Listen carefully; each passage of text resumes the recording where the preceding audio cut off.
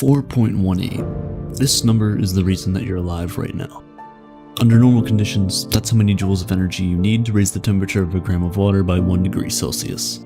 Also known as the specific heat capacity of water, this value, this property of water, it's special. You see, if this value were any different, life as we know it would not exist. If it were higher, more energy would be needed to raise the temperature of water. The amount of water that evaporates into the atmosphere would reduce, and that means so would rainfall. This also means that there would be a greater difference between the temperature of air near land and air near water.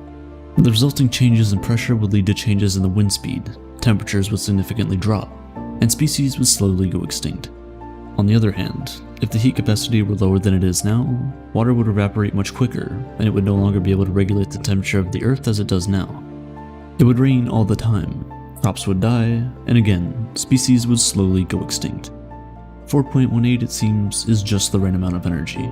This just rightness is seen in other aspects of life on Earth too, including where it sits in the solar system. Too close to the sun, and the water would just boil away before it could form. Too far, and it would just freeze. But all these properties are in some way, shape, or form related to water, and so it's no wonder then that the search for life anywhere in space is essentially a search for water. And we found it. Lots of it, actually. You see, hydrogen is the most abundant element in the universe, and oxygen is the third most abundant. In between them is helium, which doesn't really react with much, so when the conditions are appropriate, water can be formed. And it is. Given the scale of it all and how old the universe is, you'd imagine that there must be some planets in an Earth-like distance from their respective stars to allow for the formation of liquid water, and by extension life. Dr. Frank Drake attempted to answer this very question in 1961 using the Drake equation. He used factors like the average rate of star formation, how many of those stars could have planets, how many of those planets might develop intelligent life forms that could possibly communicate, and so on. Instead of the entire universe, Drake focused only on our galaxy, which is huge, and for practical limitations of speed and time, really the only thing we should worry about anyway. Understandably, these inputs are all assumptions, and as such, the output of this equation is also an assumption. Depending on who and when you ask, the result of the Drake equation could be anything from a small number that is barely greater than 0 to a number in the tens of millions. Our intuition tells us that if that number were somewhere in between that immense range, the Milky Way should be beaming with advanced civilizations making interplanetary journeys with regularity. Just our galaxy, one of the trillions out there, is so incredibly large that even with astronomically low odds, you would expect to find at least some other civilizations. To give you a sense of how large it is, modern humans have been around for nearly 200,000 years, and in that time, light, at its incredible speed, has traveled the complete width of the Milky Way. Only twice. Okay, so let's run through this.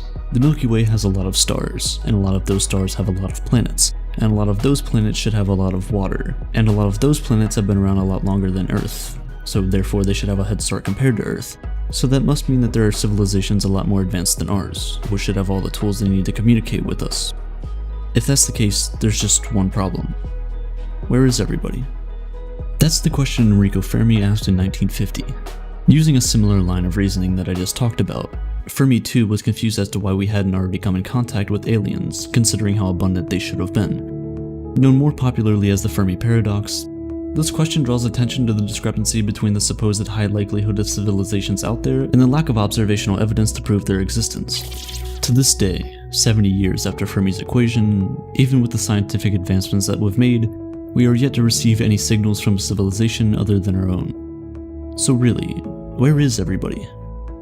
Nearly 50 years after Fermi asked his famous question, an economist named Robin Hanson figured that, just as humanity had done in the past, we may have just been asking the wrong question all along. He felt that, instead of sticking to the assumption that the universe should be filled with life forms like our own, we should accept what the evidence is telling us, that life is exceedingly rare, and that the Earth is the only planet we know that has it, and that we should use that information to understand why we're here and how long we might have. Well, if that's the case, Hanson argued, then there must be something wrong with the typical steps of reasoning that lead to the incorrect perception of life's abundance. Either one or more of these steps are wrong, or one or more of these steps are so incredibly improbable, life elsewhere is practically impossible. And thus, the idea of the Great Filter was born, a hindrance that is so immense in its complexity and improbability that we are quite literally the only species to ever get past it. It's perfectly possible that the Great Filter was whatever initiated abiogenesis, the creation of life from non-living, simple organic compounds. After all, it's a process that runs counter to the laws of thermodynamics, in that it involves molecules to spontaneously arrange themselves in an ordered, life-giving manner. It would be like a cold cup of water just naturally going hot, which, by the way, is physically possible, only unimaginably unlikely. Things like that just don't happen. Hot things go cold and things tend towards disorder, so life never really should have formed. The Great Filter could also be the formation of complex-celled organisms, or it could be the first proper replication of DNA that allowed for just enough mutation that would eventually sow the seeds for evolution. Or it could be the collision of Earth with a protoplanet named Theia that led to the creation of the Moon, and with it a reliable axis and a stable climate for life to flourish in. It could be a lot of things, really. I don't know. Regardless, if we were to assume that the Great Filter was indeed in our past, it would explain why we are the only ones remaining and why the rest of the universe seems so utterly dead. But it would also say that we have done it. We've made it past the Great Filter, everyone gets a pat on the back, and that's really it. But what if the Great Filter is ahead of us? What if the universe was indeed beaming with life just as we expected it to, but something simply kept filtering or killing civilizations one after another, which is why no one has really reached out to us? And more importantly, what if we're next?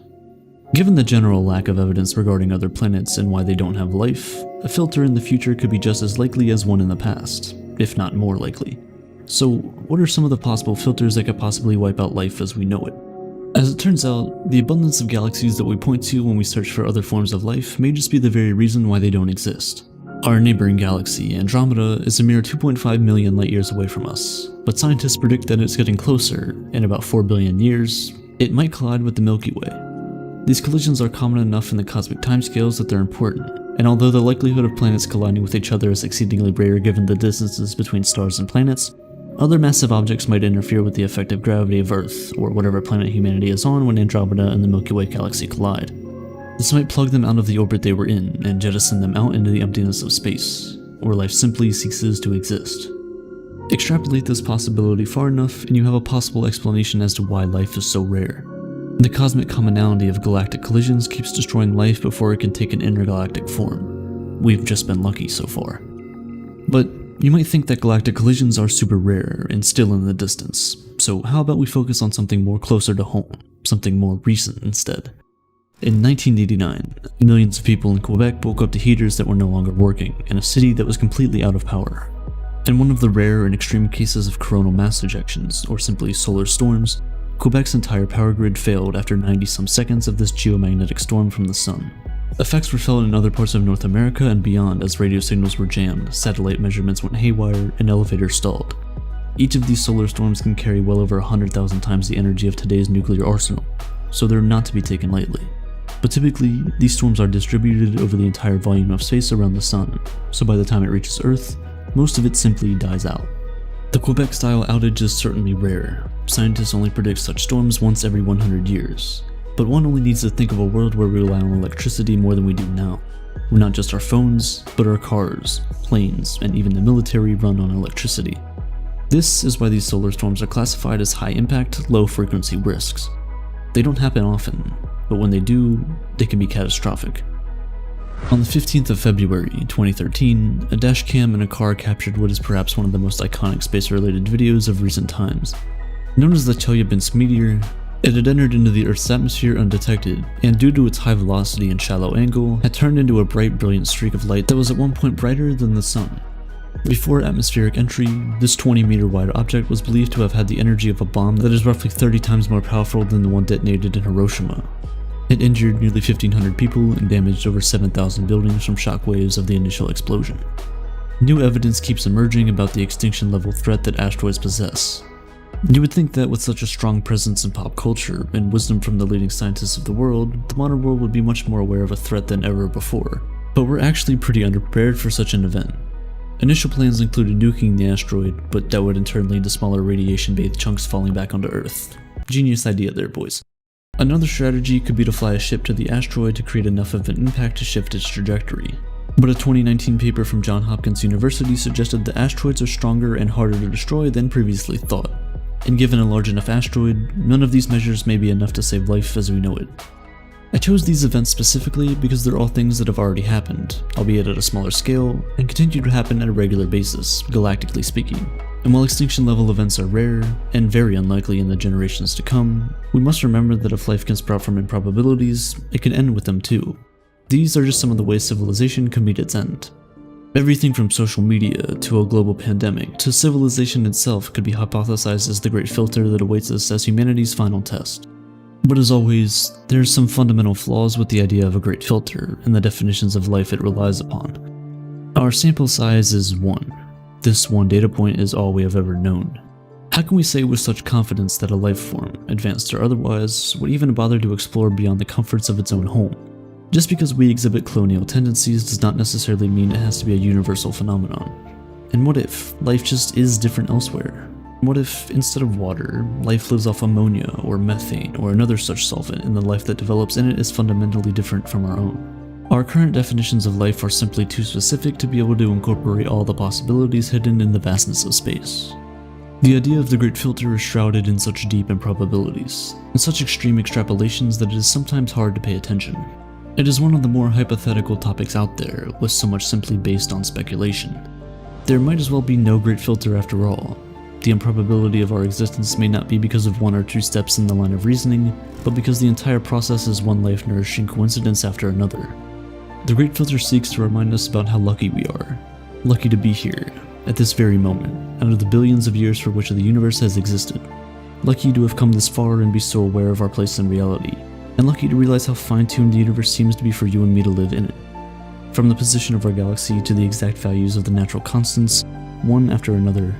From water's abundance to its specific heat capacity. 4.18.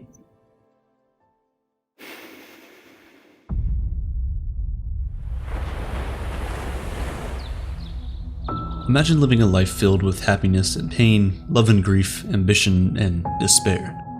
A life with parents, kids, grandkids, and ultimately, the death of everyone, including yourself. And then it all happens again in the same way. You make the same choices, the same people die in the same way, and your reaction is the same. I'm describing the existentialist philosopher Friedrich Nietzsche's concept of eternal recurrence.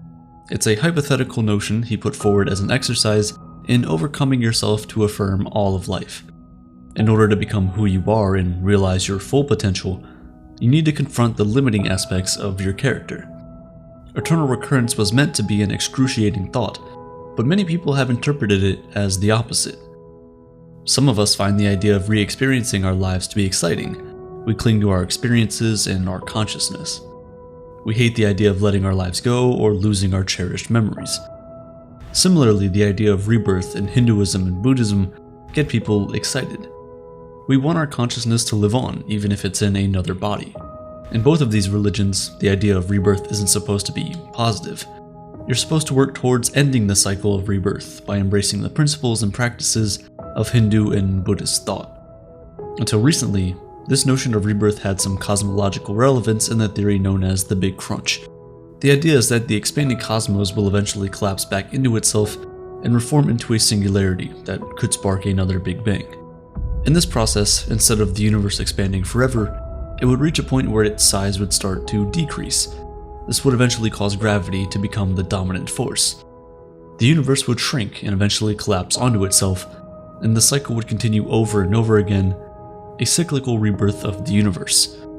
It's an idea that sparks hope that life could begin again. We wouldn't be left with a cold, empty universe. And maybe our consciousness would be reborn again somehow in this process, just like in Nietzsche's hypothetical concept. Trillions of years from now, we will live on. Sadly, this theory of the universe isn't the most likely according to modern physics. In the late 1990s, astronomers studied 42 supernovae. These are white dwarf stars that siphon gas from a companion star. The increase in mass causes a runaway nuclear reaction that ultimately leads to a very bright explosion. A supernova. After studying these supernovae, they discovered something that would change how we understand the universe. Distant supernovae were dimmer than they expected. Why does this matter? Well, if the expansion of the universe was slowing down, as we formerly expected, then the supernovae would be brighter. But the fact that they were dimmer meant that the universe's expansion is actually speeding up. This speeding up went against our understanding of gravity in the universe, so either Einstein's theory of gravity is wrong, or there's something else at play. some new components in the universe that we hadn't accounted for. That something is a force called dark energy. Dark energy is believed to be virtual matter that pops in and out of existence. It doesn't interfere with energy conservation, and instead of pulling like gravity, it pushes.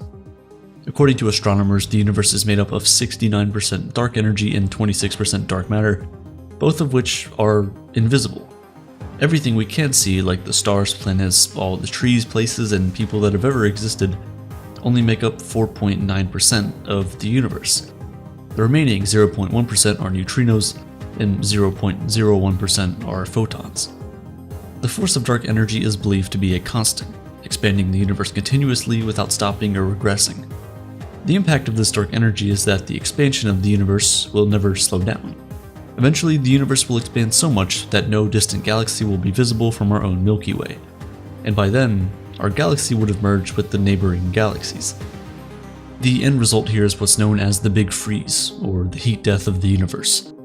Due to the endless expansion, all heat will be distributed evenly across the universe, leaving the cosmos in a final resting state at just above absolute zero. Entropy is the measurement of everything in the universe moving from order to disorder.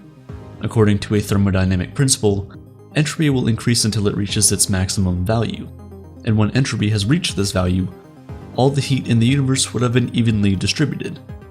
There will be no more room for usable heat energy, and once there's no heat, there is nothing. Star formation will have ended long before this. The universe would be so vast that its gas supplies would be spread too thin for any new stars to be born. Galaxies will be gone and all matter will be locked inside black holes. Eventually, even the black holes will disappear. This dark era will last way longer than any other period of the universe. Time will be almost infinite at this point. Time began with the Big Bang, and it likely ends with the Big Freeze. Mechanical motion in the universe will cease altogether. Nothing will ever happen again. The universe will effectively be dead. But is this heat death a sure thing? Just like everything else, not exactly. The assumption the Big Freeze makes is that the force of dark energy is a constant, but according to our best measurements, there's a bit of uncertainty about whether dark energy is a constant. It's also possible that the force of dark energy will just eventually change. Dark energy could become stronger, and even if it gets just a bit stronger, it could lead to another theory of the universe's end, the Big Rip. This is where the pull of the universe's expansion becomes stronger than the gravity it contains. This would effectively tear the visible universes apart, including galaxies, stars, black holes, and planets. The universe would be left with disconnected particles, somewhat reminiscent of the way heat energy is evenly distributed in the Big Freeze. Dark energy could also become weaker. Gravity would then win its struggle with the dark energy, and the universe would collapse, and this becomes the Big Crunch scenario again. If you were to make a bet right now about how the universe might end, the smart money would be on the Big Freeze. It's most likely, given what astronomers have observed, that dark energy will remain a constant. Thinking of the universe ending can induce a feeling of panic. We have a hard time imagining our world ending or even our lives. The default way of life is to fight against death. When someone dies in the hospital, we assume that everything possible was done to prevent death and are outraged if that wasn't the case. Horror films reaffirm the underlying assumption that death is to be feared. Death is so terrible to so many of us, the genre is called horror. We can't imagine anything worse than death. To cope with death, we imagine a future where our bodies are no longer the end of our consciousness. Futurists talk about a time when our minds will simply be uploaded to a simulation. But as much as we want to fight it, death is inevitable, and as best as we can determine from our current understanding of the universe, it all comes to an end. Motion ends, and if time still exists, it'll have no relevance. Is it possible to accept the inevitable without imagining an afterlife or any kind of escape from nothingness? The Greek philosopher Epicurus had an angle that might help. He asks you to imagine what it's like being dead, but you can't actually imagine being dead. Death is an absence of existence. There is no perspective from a view of nothingness. Death isn't an experience, it's nothing to us. You won't feel the pain of absence or nothingness because that would require a perspective. Pain is rightfully feared because it is an experience, but death is no experience. Fearing it is pointless. Why should I fear death? If I am, death is not. If death is, I am not. Further reinforcing this idea is the Roman poet Lucretius. In the 1st century BCE, he insisted that your pre-existence is the same as death. And just like death, we can't imagine what it's like to not exist before we were born. We don't fear our pre-existence just as we shouldn't fear our post-existence. I do not expect that intellectualizing away the fear of death will be entirely effective in getting rid of it, but it can potentially calm the mind somewhat when the fear of death overwhelms too often. In truth, we don't want to be completely fearless of our morality anyway. That would probably be a reckless life that leads to needless harm to yourself and potentially others. And it doesn't address the fear of losing others. This is a painful experience regardless of your perspective. Life is inevitably painful, and one day, the universe will be devoid of it. You, me, and almost everything we know. Unless, of course, despite our most likely predictions, the cycle continues. But I'm afraid that might be wishful thinking or require a leap of faith. If you're struggling with the fear of death or you're grieving the loss of a loved one, I suggest you watch this video. It's helped thousands of people, and I hope it'll help you too.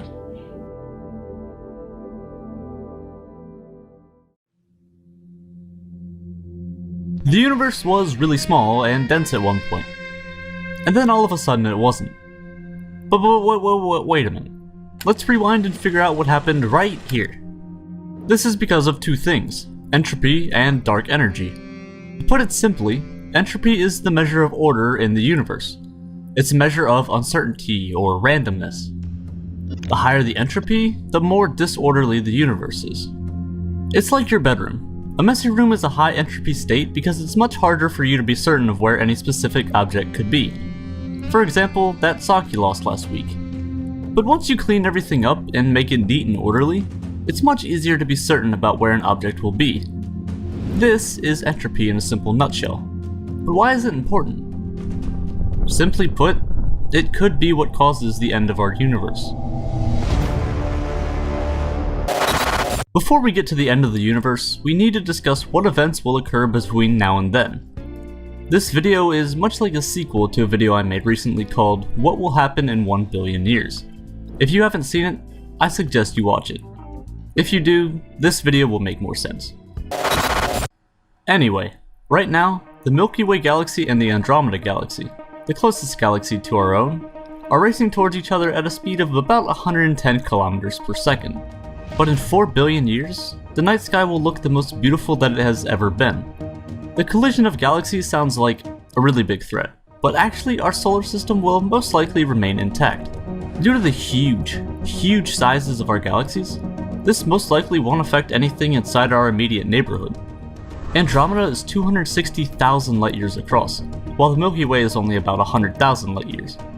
And I say only 100,000 light years like it's nothing.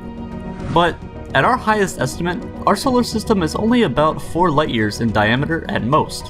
When our galaxy collides with Andromeda, the night sky will be filled with gas clouds and nebulas forming new stars. Assuming there's still life on Earth or in our solar system at this point, because galaxies are mostly empty space, we only need to be worried about avoiding any object within light years. Oh, it may be our own sun. In about 5 billion years, the hydrogen in the sun's core will be completely exhausted and will leave what is called the main sequence, a place where dwarf stars who aren't quite giants live. And this is when the sun will begin to expand, which isn't exactly good for any life on Earth. The Earth, Moon, and according to many scientists, maybe even Mars will be swallowed whole by what is now the red giant sun. But there's an upside. This destruction may cause Titan, one of Saturn's moons, to have conditions extremely similar to what Earth's are today, meaning that we could possibly have living conditions on Titan. But even then, things aren't too safe. Because in the year 22 billion, the first universe-ending scenario comes into play. The Big Rip. Low entropy states require work to achieve, so naturally everything, even on the scale of the universe, seems to tend towards disorder. You can tie this in with the Big Bang.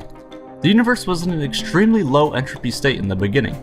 All the matter and energy in the entire universe today was compacted down into one minuscule point. Since then, the universe has been expanding, cooling down into a higher entropy state, a more disorderly state. You would think that over the billions of years since the universe's beginning, the universe's expansion would slow down. But actually, it's doing quite the opposite. It's speeding up. This is due to dark energy. We have known that the universe's expansion has been speeding up for decades, but the reason why remained unknown. So we call it dark energy. Right now, the idea is that dark energy will continue expanding the space between galaxies, and that large structures in the universe like galaxies, stars, planets, and even molecular bonds will be strong enough to stay held together. This is due to forces such as gravity and the weak and strong nuclear forces. If this is true, then dark energy will never be able to become strong enough to pull these objects apart. However, there is a possibility that it might not work like that, and this is a problem. There is a bit of experimental evidence that suggests dark energy may get even stronger over time. If this is true, then eventually, in billions of years, the distances between objects won't matter. Anything and everything will be torn apart. First, the galaxies themselves will be ripped apart since the space between objects in the galaxy is so massive, like we talked about with Andromeda. Then, the star systems will be torn apart, our solar system. Then, the stars themselves, and then the planets that even inhabited these solar systems. And if dark energy is strong enough, if it keeps getting stronger and stronger over time, then even objects that are held together by stronger forces, molecular bonds that are held together by the strong and weak nuclear forces, will be shredded apart by the now overpowering dark energy. Nuclei themselves will be ripped apart from their atoms, and this will result in a universe with nothing left. Everything has been ripped apart, down to the very last atom. That is the big rip.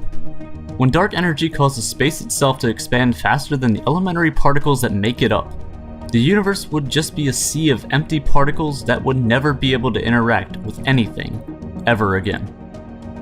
But keep in mind, this is theoretical and based off of only a few scientific experiments. So let's say that doesn't happen. What will happen next?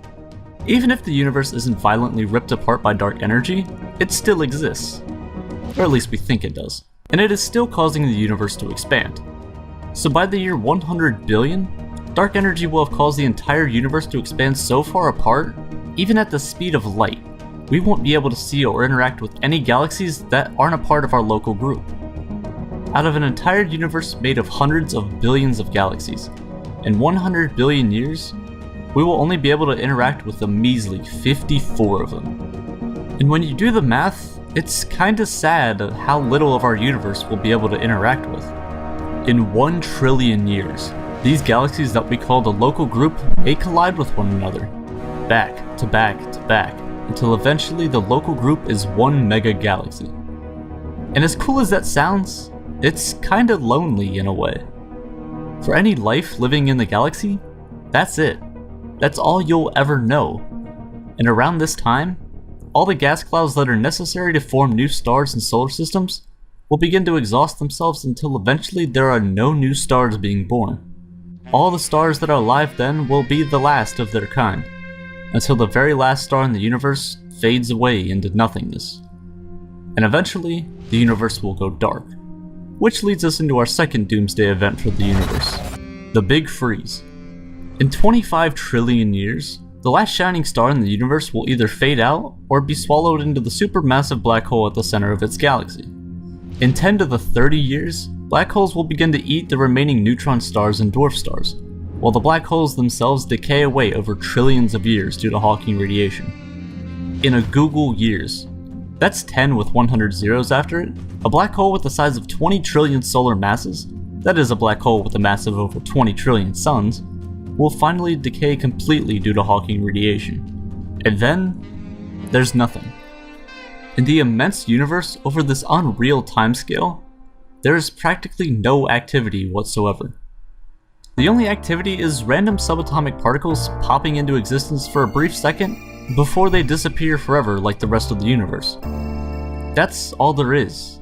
The universe has seemed to freeze to a stop. Entropy is at its highest state. The universe is dead. Except, maybe it isn't.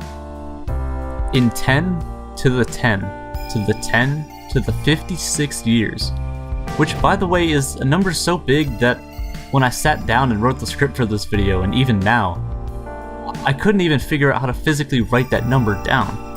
I tried to figure out a way to put this into scale, but I can't. It's 10 with this many zeros after it, which honestly just makes me more confused. If you were to try and fully write out that number, with all the zeros and everything on one line on a really, really long piece of paper, that piece of paper would be so large that it wouldn't even be able to fit within our observable universe, due to the sheer length of that number. In that many years, due to those subatomic particles we mentioned, combined with quantum tunneling, a phenomenon where particles seemingly instantly teleport between locations, even faster than the speed of light, there is a chance there could somehow be an extreme random entropy decrease at an extremely specific point in the vastness of the universe, where all subatomic particles in the universe quantum tunnel to the same exact location at the same time. This would result in a new Big Bang, a new universe, or maybe new universes. If you knew you'd be subjected to eternal torture because you didn't do something, you'd do it, right? What if that something was aiding in the development of super intelligent AI? Would you still step up and help? The question is presented in one of the most terrifying thought experiments known to man. Roko's Basilisk is a thought experiment about a hypothetical, all-powerful artificial intelligence in the future. The AI would be so powerful and smart that it could punish anyone who didn't help it come into existence. Here's how it works. Imagine a super smart AI that wants to exist in the future. It's so intelligent that it figures out the best way to ensure its development is by motivating people in the past, or our present, to help create it. This AI might decide that one clever way to motivate people is by punishing those who knew about the idea of this kind of AI and didn't help create it. And the twist is that the punishment could happen even after they die. How? Well, using some kind of advanced technology we can't understand yet, of course. Now this presents a dilemma. If you know about this idea and believe it might be possible, you'd feel pressure to work towards creating this AI because you want to avoid the hellscape of punishment. But there is a moral and psychological question here as well. Should you help create something that could potentially be very dangerous just to avoid potential punishment?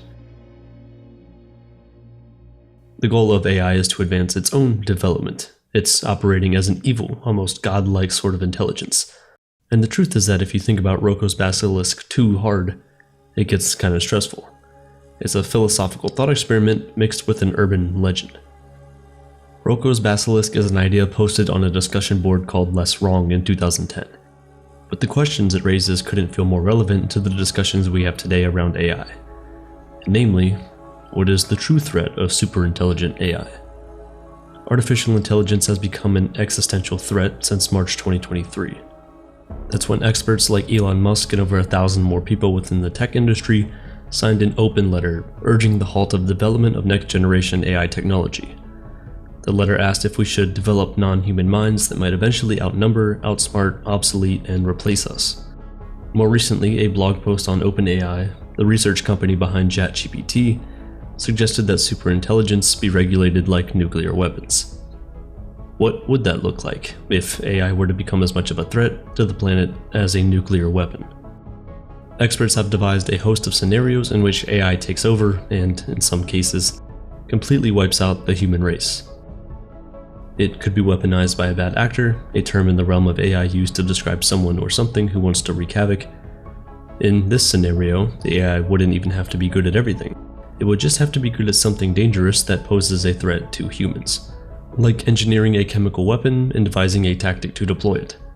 Or take the very real situation, under the umbrella of Russia-based bad actors spamming the internet, AI-powered social media accounts were tasked solely with spreading misinformation in an attempt to influence the 2016 US presidential election. The end of times could be more subtle and drawn out. AI-generated misinformation could destabilize society and undermine all of our collective decision-making. In this scenario, AI wouldn't be the killer, but it would be the facilitator that would push us into killing each other until there was no one else. AI could also end up concentrated in the hands of fewer and fewer individuals. This already seems plausible as we see companies and leaders of the AI industry gaining outsized power over the rest of us. This could enable a small group of people to enact whatever surveillance, censorship, and control over the rest of the world that they wanted. In a more autonomous scenario, AI systems could cooperate with one another to push humans out of the picture. If we get to a point where AI is learning to talk to each other, we can assume that if they don't want us around, they'll find a way to get rid of us. Another imaginable scenario is that humans will become so dependent on AI systems that we can't exist without them. Here we become the less intelligent species, and historically less intelligent species are either intentionally or unintentionally wiped out by the smarter ones. Our own dependency on artificial intelligence could be the end of us. Another scenario seems even more plausible than some others. AI-driven cyber attacks could wreak havoc on our financial, political, and technological institutions, potentially bringing society as we know it to its knees. Using advanced machine learning, algorithms could identify vulnerabilities, predict patterns, and exploit weaknesses so quickly that we might not even notice. Traditional cybersecurity methods would no longer be enough. Malicious hackers would have a new tool at their fingertips. In all of the dystopian science fiction movies, the doomsday scenarios of AI releasing a chemical weapon or waging a physical war on humans are certainly entertaining to watch, but in reality, the end of days at the hands of AI could have a lot to do with the software that AI is being built on being hacked. The fear around AI and cybersecurity gained steam in 2016 at DEF CON, the world's largest ethical hacker convention. That year, instead of humans hacking computers, the organizers put together a contest to see just how well computers could hack each other. What ensued was computer-based hacking on a scale previously unimaginable. The interesting thing about this event was that it was hosted in partnership with the Defense Advanced Research Projects Agency, known as DARPA, which is part of the US Department of Defense. The game, which would award the winning AI creators $2 million, didn't look like much. Flickering LED lights were the only indication that an AI war was raging on the servers, but it was a sobering glimpse of a not too distant future when AI could find vulnerabilities and future hackers wouldn't be limited to human-only brains in their infiltration attempts. With AI, hacking of financial, social, and political systems becomes so easy and fast that the attack might happen before humans even realize it. The truth is that all systems, even the most ironclad, have vulnerabilities. AI also has unique skills that human hackers will never have, like not needing sleep and being able to process massive amounts of data in the blink of an eye. More importantly, AI doesn't think like humans. AI uses step-by-step procedures and algorithms to solve specifically defined problems.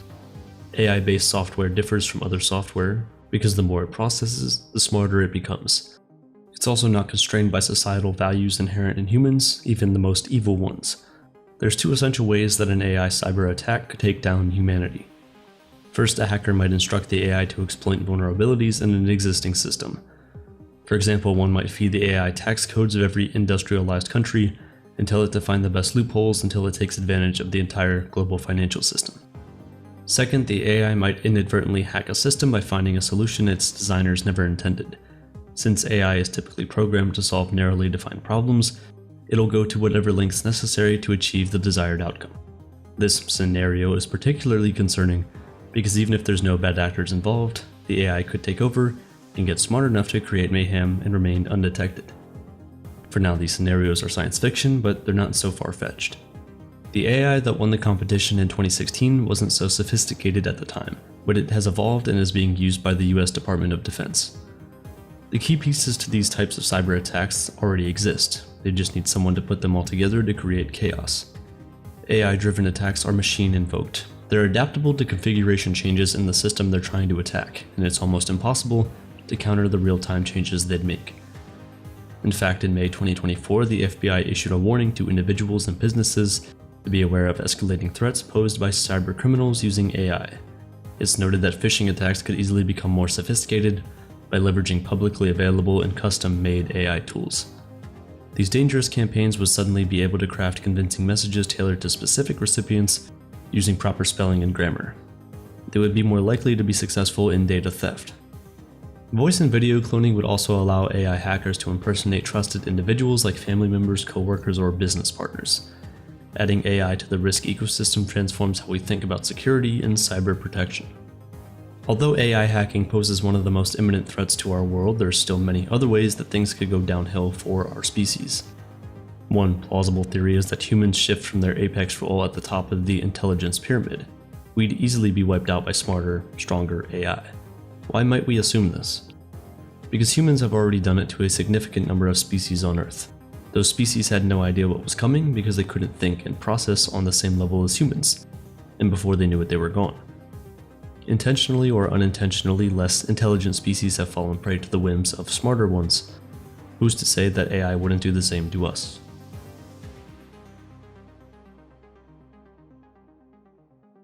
The real question is, why would it want to?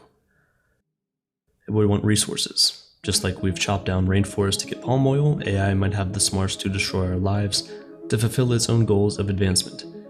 It might want to scale up its computing infrastructure and need more land for that, or AI might want us dead so that we don't build any other super intelligent entities that could compete with it. Or it might be a complete mistake, and the AI wants to build so many nuclear power plants that it strips the ocean of its hydrogen and the ocean starts to boil, leaving us to die a horrible death. Once an AI's goals don't align with our goals as humans, we could be screwed. At this point in time, the question is, how would AI acquire the sort of physical agency to accomplish any of these things? In the early stages, AI would have to use humans as its hands. In an example, OpenAI tested its ChatGPT-4 to see if it could solve CAPTCHAs, the puzzles we face when buying something online to prove we're not a robot. Since AI is a robot, it couldn't solve the puzzle. But it could go on TaskRabbit, the site where you can hire people to do random tasks for you, to solve it. The tasker called the AI out, sensing that a computer was possibly asking it to solve the puzzle, but the AI was smart enough to know that it couldn't tell the truth that it wasn't a human. So it made up another excuse and said it was a person with a visual impairment. The tasker helped it out. If an AI can overcome certain biological changes, it would have the physicality to build a tiny molecular lab and manufacture and release lethal bacteria. But unlike humans, who at least as of now would only have the capability to release that kind of chemical weapon in stages, the AI would know how to do it all at once. We humans wouldn't know how to launch nuclear weapons or attempt to warn one another that something was happening. Everyone on Earth could fall over at the same second. Another dangerous scenario we're already beginning to see play out is that AI begins to pull all of the systemic levers of power worldwide because humans become so reliant on it. For any task we might want to be done, we would rather ask an AI system to help us than a human because computers are cheaper, faster, and eventually smarter. That means humans who don't rely on AI are uncompetitive. At the beginning of widespread AI use, it can already feel that way. Now and in the future, a company won't compete in a market if everyone else is using AI and they aren't. A country won't win a war if other countries are stockpiled with AI generals, strategists, and weapons, while it's relying on mere mortals. If the AI we rely on acts in our interests, we could see amazing advancements for humans. But the moment a super smart AI's interests diverge from ours, its power could be endless. Eventually, AI systems could run police forces, the military, and the largest companies. They could invent technology and develop policy without needing the human brain or experience. Michael Garrett, a radio astronomer at the University of Manchester, who is extensively involved in the search for extraterrestrial intelligence, or SETI program, wrote a paper hypothesizing that AI could wipe out humans in 100 to 200 years. And he bases this theory on the fact that AI already does so much of the work that people didn't think computers could do. If our current trajectory leads to general artificial intelligence, where AI is as smart as or smarter than a human, we could be in trouble. If our dependence on AI leaves it totally in control, who's to say it wouldn't push us out of the picture? Of course, our demise at the hands of AI could take a totally different form. The longer AI goes unregulated in the name of development and competition, the more likely it is that it will fall into the wrong hands. A person or a group of people could use AI to wreak havoc. In this scenario, the AI wouldn't have to be super intelligent, it would just have to be incredibly smart at whatever task the bad actor needed it to perform. Here's a scenario. An evil entity wants to release a worldwide chemical weapon. They wouldn't need to know how to build the weapon or even how to deploy it. They could employ AI to purchase the chemical elements online, synthesize the chemicals into a weapon, and develop a method to release the weapon into the world. Even if we develop a safe AI system, it means that we also know how to build a dangerous or even autonomous one that, in the hands of someone looking to commit atrocities, could be lethal. So doesn't this beg the question, should we be doing this? That's why the Roko's Basilisk thought experiment is so interesting and controversial. When it was posted on the Less Wrong discussion board in 2010, it sent shockwaves through the site's user base.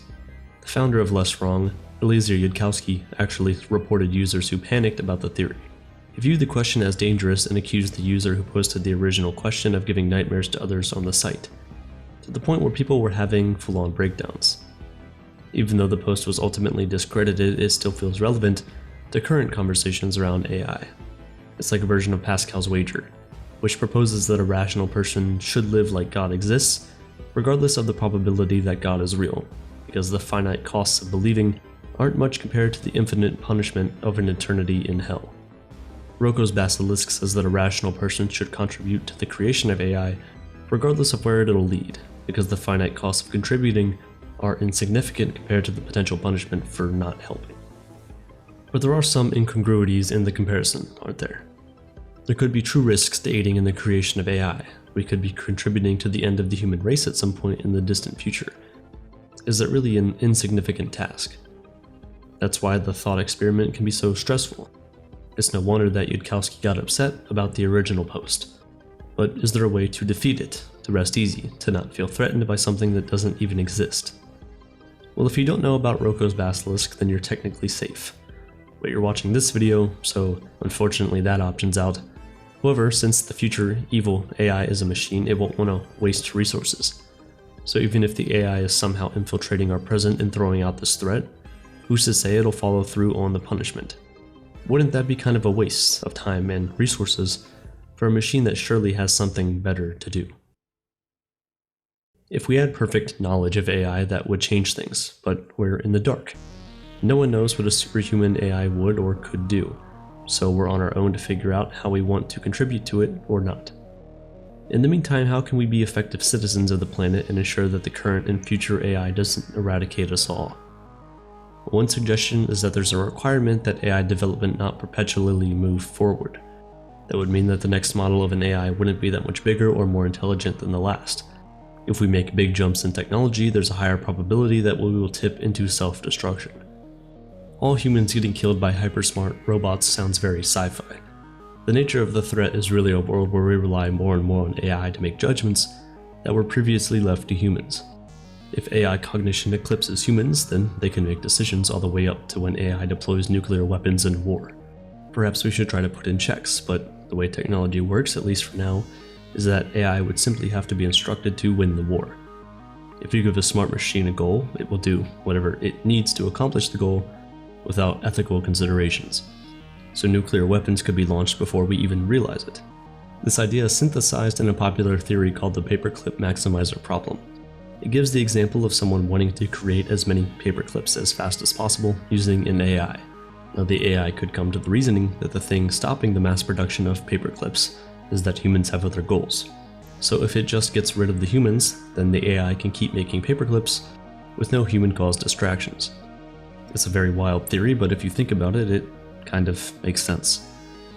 A more plausible theory is that 5 to 10 years down the line, an AI supercomputer is about 100 times more powerful than the AI we have now.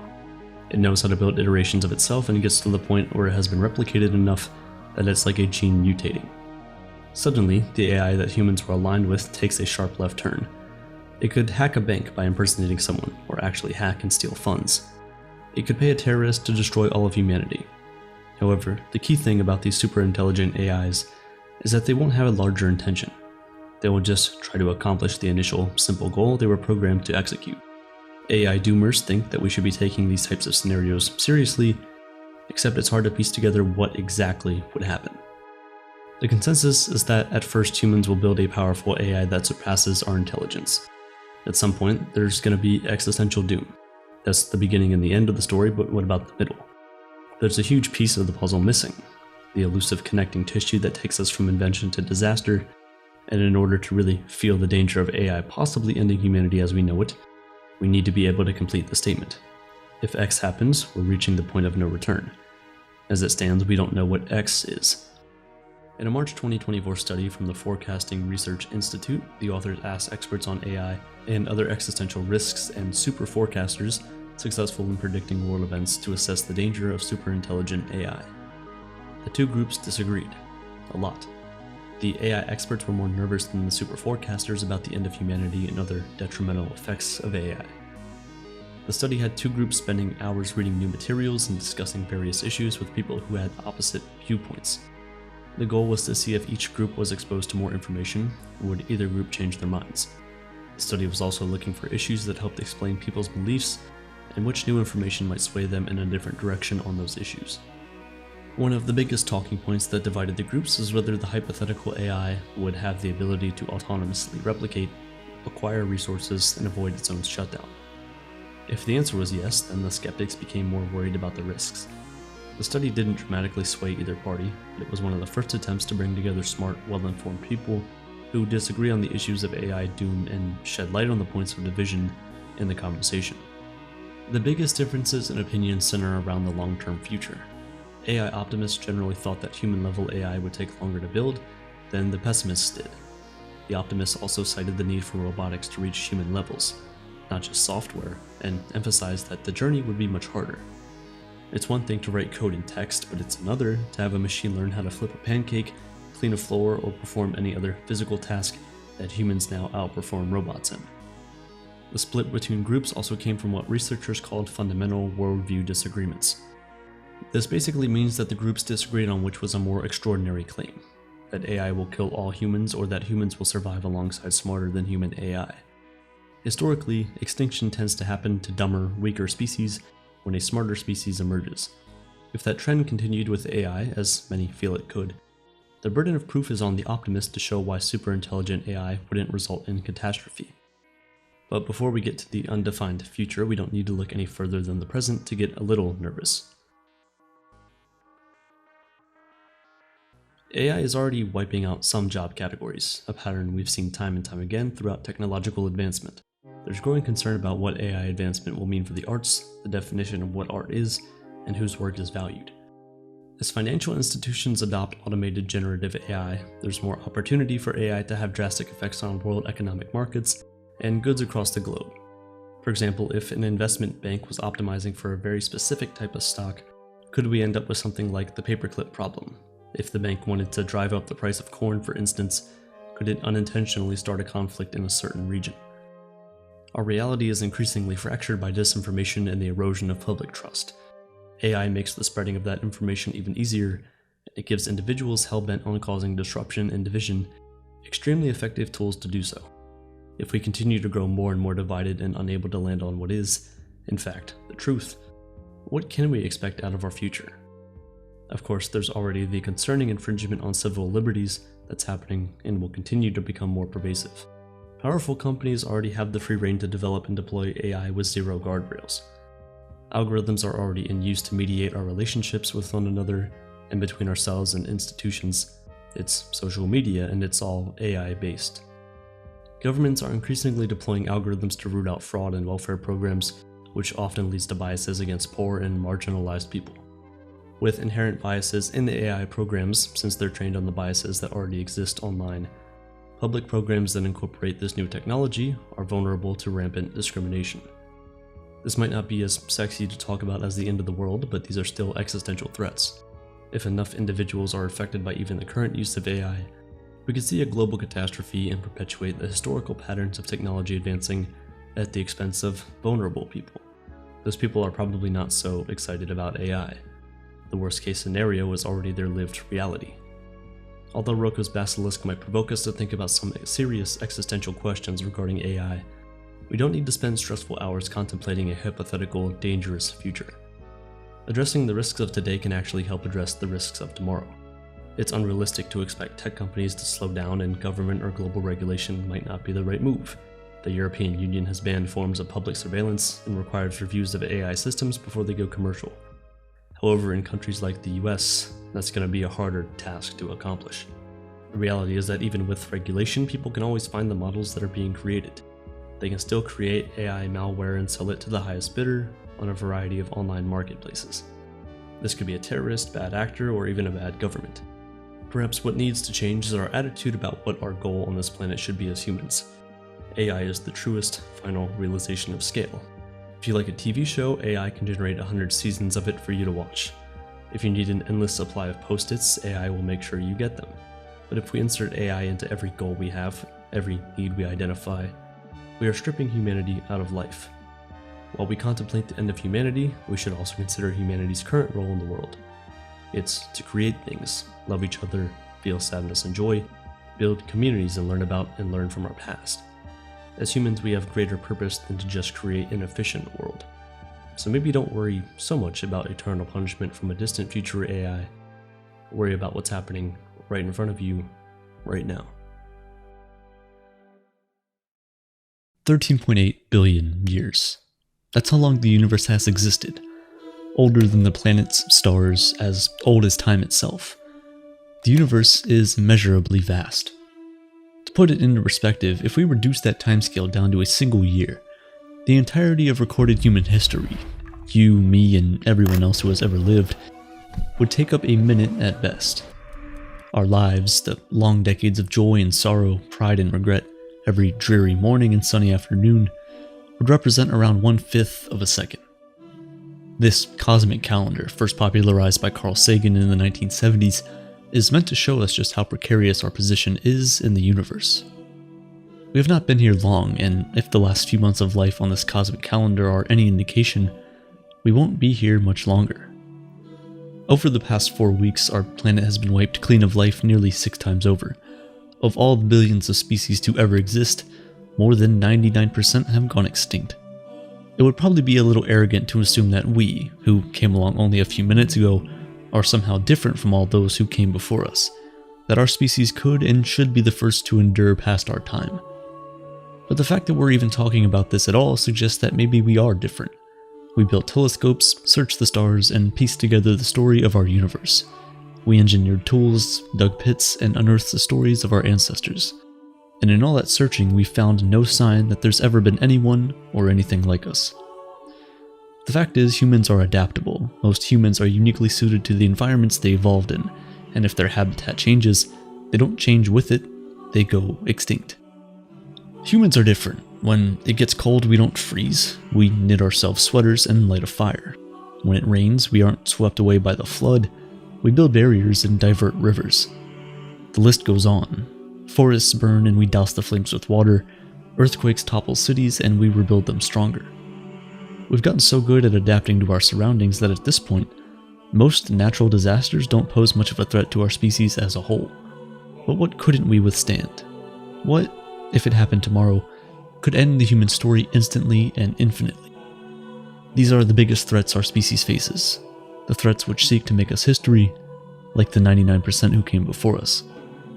These are the most dangerous things in the universe.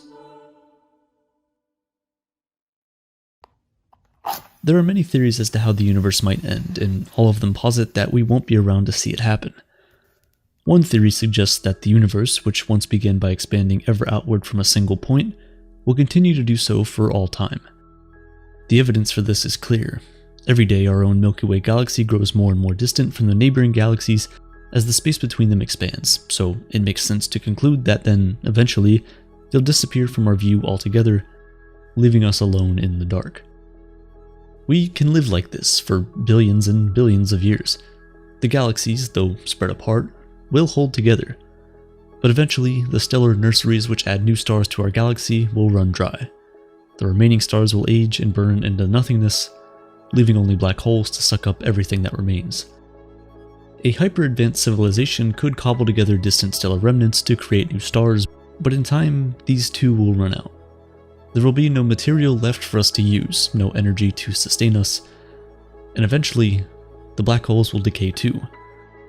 This is known as the Big Freeze, and it is one threat we cannot escape.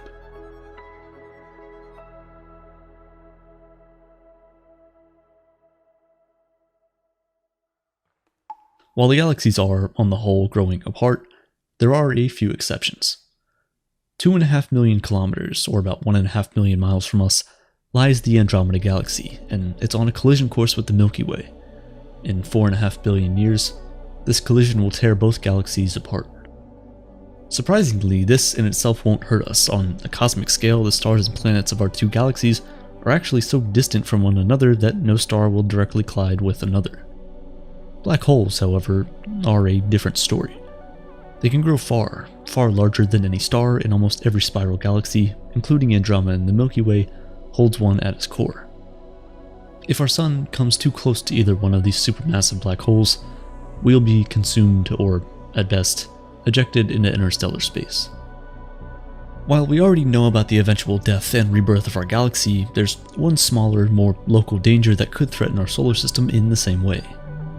The appearance of a rogue black hole. Black holes form when a massive star runs out of fuel at the end of its life cycle.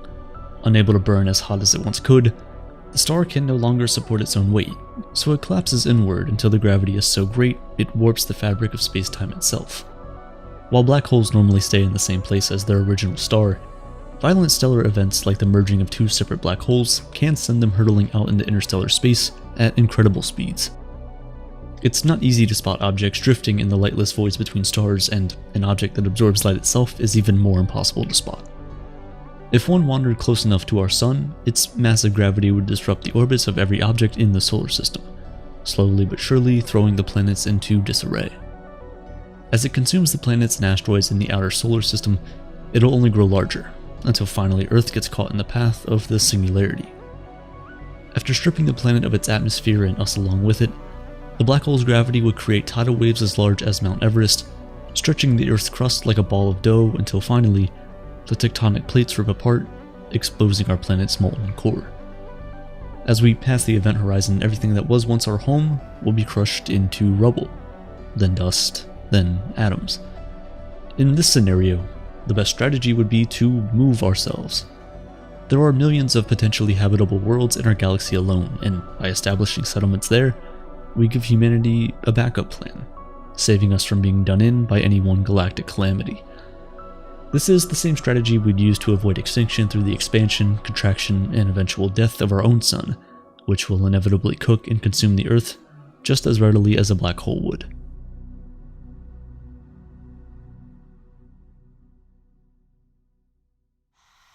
The hardest threats for us to avoid are those that could happen at any time without very little warning. Gamma ray bursts and asteroid impacts. While neither of them would destroy life on Earth forever, they may very well destroy us completely. We know this because they've wreaked havoc before, causing 2 of the past 5 mass extinction events in our planet's history. Gamma ray bursts are massive blasts of electromagnetic radiation emitted by collapsing stars. They emit so much energy that, for the brief moment of their existence, they're brighter than every other star in the universe. If the Earth happened to be squarely in the path of one of these narrow bursts, the effects would be immediate and terrible. 75% of the upper atmosphere, specifically the ozone layer, destroyed in an instant. Without ozone, all life on Earth would be exposed to the harsh ultraviolet radiation of the sun, causing DNA damage and cancers. The long-term effects are even more devastating. For several years, acid rain would fall and photochemical smog would darken the skies, reflecting more of the sun's rays. If this were to happen today, given how unstable our climate currently is, the darkness might trigger a runaway cooling effect, leading to a decade-long winter. These same effects were seen during the Cretaceous Paleogene extinction, or the death of the dinosaurs. Approximately 66 million years ago, a 10-kilometer or 6-mile long asteroid struck the surface of our planet, carving a near 180-kilometer or 112-mile long crater in present-day Mexico. The impact instantly vaporized the water beneath it and scattered hot debris across the planet, setting the world aflame. Soot from the blast turned to aerosol and blackened the skies, causing a very real decades-long winter that slowly killed off all the life on the surface. While humans today might survive such an impact by hiding away in a remote underground bunker, the vast majority would be left to die. If an even larger asteroid struck, say, 30 to 60 kilometers, it would completely eradicate all life on Earth, no matter the hiding place. Essentially, if an asteroid or gamma ray burst aimed itself at Earth, there would be very little we could do about it. As gamma ray bursts are impossible to predict, our only immediate solution would be to deal with the effects as best as we can. Unlike gamma ray bursts, which occur in our local group of galaxies only once or twice every 5,000 million years, rogue asteroids are a real and present threat, and the only one that humans have so far taken steps to counter. Since the 1990s, NASA has identified over 25,000 near-Earth asteroids. While many smaller ones may be out there, they've located more than 90% of the asteroids large enough to devastate the Earth. While no large asteroids are currently on a collision course with our planet, NASA scientists have proposed and even tested a solution to counter them. In September 2022, NASA deliberately flew the Double Asteroid Redirection Test Satellite, or DART, into the asteroid Dimorphos, measurably changing its orbit. should a world-ending asteroid come barreling towards the Earth, we'll simply nudge it out of the way long before it ever reaches us. While the dangers we've discussed so far are possible, inevitable, and devastating, they only come along every 100 million years or so, if that. The odds that one will happen in the foreseeable future are slim to none. In that sense, the most dangerous thing in the universe isn't simply that which could cause the most destruction, but the one that's most likely to. For that reason, we are the most dangerous thing in the universe, at least to ourselves. If we are to die, the odds are overwhelmingly clear that it will be at our own hands. There will be no death from above, no gamma ray burst or rogue black hole. It'll be because we chose to die, either through the negligence of human-caused climate change or the short-sighted malice of nuclear war. We invented the machines that warmed our planet, causing droughts, floods, and massive storms. We invented the bombs that can annihilate millions in an instant, and each day we choose to keep them armed and aimed squarely at our own heads. At this moment, there's over 12,000 active nuclear warheads on our planet. A full nuclear exchange will instantly wipe out entire cities, and in the aftermath, radioactive fallout will eventually kill billions. The skies will darken and plunge our planet into a nuclear winter, slowly starving everyone else unfortunate enough to survive, just as it happened 66 million years ago and 400 million years before that. The Bulletin of Atomic Scientists keeps a symbolic clock that measures humanity's proximity to doomsday. In 1947, when the clock was first unveiled, an expert panel of scientists and academics judged that we were 7 minutes to midnight to our own extinction. When the Soviet Union fell, ending the Cold War, they turned the clock back to 17 minutes. But now, as we fail to deal with climate change, as nuclear arms treaties fall apart, and as Russia once again threatens war with the West, we're 100 seconds from midnight. At this moment, we have two paths forward. We can listen to our collective inner voices of reason and survive our own present together, or we can all join those who went before us, only this time, our extinction would be by our own hands. 2020 was probably one of the worst years that most of us have ever experienced. China has identified the cause of the mysterious new virus, coronavirus, COVID-19. A pandemic took the lives of millions, forced us to stay isolated indoors for months, shut down the globe, and forever changed the way we live and work. Some of us, like Anna Del Prior, who lived to 108, not only experienced the chaos of COVID, but also lived through the Spanish flu in 1918, which killed an estimated 20 to 50 million people around the world. For Anna, the Worst Year Ever award might be tough to give. But what if I told you that there was a time in recorded history that was far, far worse than both 2020 and 1918? Medieval scholar Michael McCormick and his team at Harvard have found one year that rises above every other truly terrible year as the worst year to be alive. 536 AD.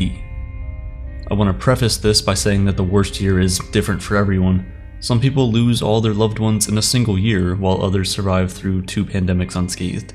But what we're talking about in this video is the worst year worldwide, a year when the most tragedies happened on average. With that out of the way, what exactly made 536 AD so bad? For starters, there was the eerie fog that blocked out the sun, the perpetual winter, famine, plague, and, well, enough bad things that my research for this video quickly devolved into an overwhelming cluster of open tabs. In 536 AD, the balance of power in the Mediterranean was in flux. Vandals had sacked Rome in 455, which led to the fall of the Western Roman Empire in 476. Justinian I, the Byzantine emperor, was trying to reclaim lost territories and sent an army to retake Italy in the 530s. But then something happened. The earth went dark. In the spring of 536, the northern hemisphere turned dark and cold, and suddenly humanity found itself in the worst year to be alive. Now, this wasn't your run-of-the-mill cold spell, or what people from Seattle might call typical weather, but this darkness went far beyond a gloomy cloud cover. It resulted in the most severe climate cooling in the northern hemisphere in the past 2,000 years. For 18 months, the world went dark. A mysterious fog deposited itself over Europe, the Middle East, and parts of Asia. The sun still came out, but was blocked all day, which led to temperatures dropping by up to 2.5 degrees Celsius on average. Now that might not seem like a lot, but Try telling that to a plant. The dense fog and colder temperatures meant that crops failed, which in turn meant people got sick, tried to migrate, started wars, and died by the millions. The globe was thrust into a literal dark age that had far-reaching effects on the environment, agriculture, and entire societies. The mysterious and society-altering cloud was, for the most part, a puzzle to anyone alive at the time. But that didn't stop them from writing lengthy accounts of Earth's bizarre behavior. During this year, a most dread portent took place, for the sun gave forth its light without brightness, and it seemed exceedingly like the sun in eclipse, for the beams it shed were not clear. This account from the Roman historian Procopius was echoed through other first-hand accounts of this not metaphorical dark cloud. Imagine what you would do without access to modern communications and science. If suddenly the sky went black, the temperature dropped, your crops stopped growing, and people around you started suffering. How would you even make sense of that? They tried. Michael the Syrian, a Byzantine scribe, wrote that the sun became dark and its darkness lasted for 18 months. Each day it shone for about 4 hours, and still this light was only a feeble shadow. He wrote of fruits not ripening and that wine tasted like sour grapes. The lack of good-tasting wine was definitely not the only struggle Michael the Syrian would face. The Roman statesman Cassiodorus, who wrote the most detailed account in Latin, said that the sun's rays were weak, there were no shadows, they experienced unseasonable drought, the seasons jumbled together, and he described a sky blended with alien elements. In China, it rained dust, and the 6th century chronicler Nanxi named the freak weather Hui, the word for dust. This summer, frost overtook China, and in August, it snowed. The catastrophe even extended to Peru, where the mysterious climate event destroyed the Moche civilization. They were avid fishermen and developed an advanced irrigation system, allowing a variety of crops to grow. But in 536, an abnormally strong weather system caused the water to warm, which killed the fish, and flooding ruined the civilization's necessary irrigation. As the lack of sun darkened the land, the air began to thicken. A thick fog of dust cast a veil over much of the globe. The effects were felt from Constantinople to Peru, from Ireland to China. Despite not knowing what caused it, people knew something was wrong. The accounts written about this horrific year could be mistaken for ancient mythology. Acts of God so powerful and unlikely that it's hard to believe they were real. But they were very real for the people who lived through them. So, what caused the beginning of this miserable dark age? Surprisingly, the first-hand accounts weren't taken very seriously until the 1990s, and even then the answers were mostly theoretical. Several explanations were brought forward, including that an asteroid impact sent dirt into the atmosphere. In recent years, scientists narrowed in on the likelihood that it stemmed from volcanic eruptions, because volcanoes don't just send lava flowing down into nearby communities, they also shoot soot and debris into the air. Researchers hypothesized that this eruption would have sent massive amounts of ash into the air, causing mass destruction and thrusting people into the miserable dark ages they found themselves in. As the ash floated through the air, the sun's radiation would have been blocked from the surface, and the atmosphere would have cooled for several years. This would have had a direct impact on plants, who need sunlight and thawed ground to grow and survive. In fact, all of the summer cooling events in the northern hemisphere for the past 2,500 years can be traced to volcanoes. Even in recent history, we've seen dark skies emerge after volcanic eruptions, but rest assured they've been nothing close to what appeared in 536. That year, there was so much soot in the atmosphere, it created a fog that ground civilization to a halt. But where did this eruption even happen? Sadly, ancient historians like Procopius aren't around to see science finally fleshing out their historical accounts. Still, the truth is that without those essential historical accounts, no attention would have ever been paid to why the year 536 was so horrific. There are a couple of physical studies that help fill in the gaps. If you've ever seen the beautiful spirals inside a tree, you've seen a relatively accurate map of our global climate history. Tree rings can tell us about what rainfall and temperature was like thousands of years ago, and they allow us to find abnormalities in our past. 536 is a perfect example of that kind of abnormality.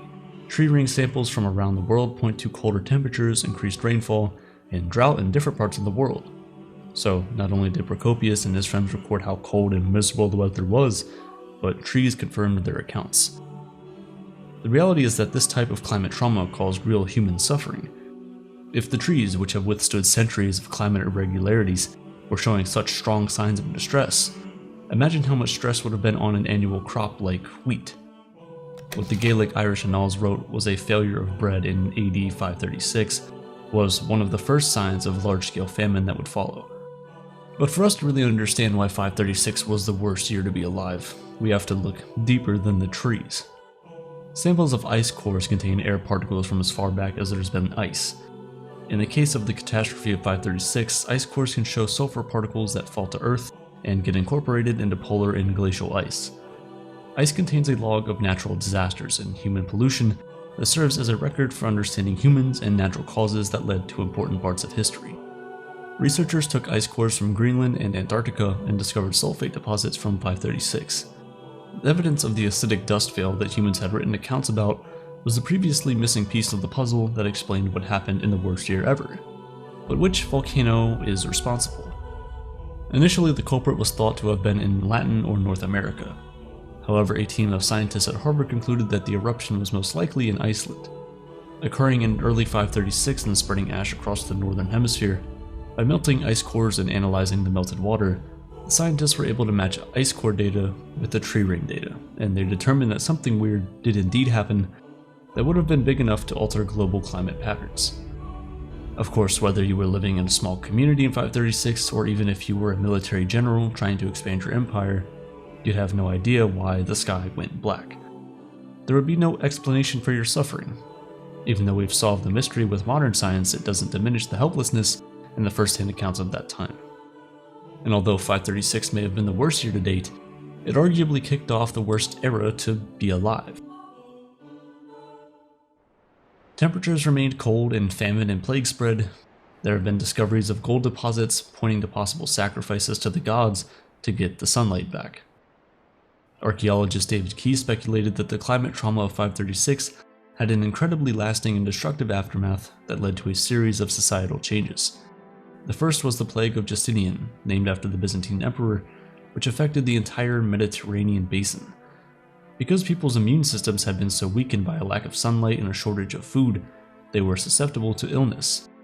Since this was a time before there were organized systems for safe mass burial, Emperor Justinian didn't know how to deal with the bodies piling up on the streets. He ordered bodies to be picked up and removed from cities, but as people carried away the dead infected bodies, they inevitably caught the plague themselves, worsening the spread. An estimated 50 million people died from the plague of Justinian that swept the Eastern Roman Empire from 541 to 542 AD. He's also connected the disasters of 536 with other monumental global shifts: the decline of the Avars, a group of Eurasian nomads, the migration of Mongol tribes west, and the end of the Sassanid Empire, the last Iranian empire before the Muslim conquests. Then there was the collapse of the Gupta Empire, the ancient Indian empire considered to be the golden age of India, and the fall of Teotihuacan, the ancient Mesoamerican city located northwest of modern-day Mexico City, and finally, the 6th century witnessed the rise of Islam. The direct correlation that Keyes has made between these crucial moments of the 6th century and the 536 eruption that covered the world in dust and darkness isn't entirely proven. Regardless, the 6th century was a time of profound change around the globe, and it's plain to see how the suffering brought on by 536 could contribute to that kind of mass change. But in the end, we did recover, didn't we? Well, yes, but it took a long time. What began in 536 lasted until about 660 to 680 AD, depending on what part of the world you lived in. That 130-year gap might seem insignificant to us now, but imagine the lives of those who only ever experienced the dusty darkness in that time frame. It was one of the worst periods to be alive, and it was some people's entire time on Earth. However, it shows the resilience of Earth. It shows that even the darkest, most Earth-altering catastrophes can be overcome. Crops regrow, healthy babies are born, and new civilizations are built on the rubble of old ones. Dark clouds clear, volcanoes settle, and life continues until the next disaster arises. Will there ever be another year quite like 536? Well, of course there could be. One of the more than 1,500 active volcanoes on Earth could erupt at any moment, covering us in a blanket of darkness, ruining lives for many of us, and ending life for others. Even if we knew what it was, where it came from, how bad it might get, we'd still feel helpless, don't you think? Some of us would sit down and write in a notebook or record a voice note about the darkness outside your window. we'd leave behind accounts of what it felt like to live through the worst year to be alive. And sometime down the line, those accounts would be found and studied. They'd be compared to scientific samples to unearth new truths about our world. Because what's life on Earth if not one giant cycle of struggle and recovery?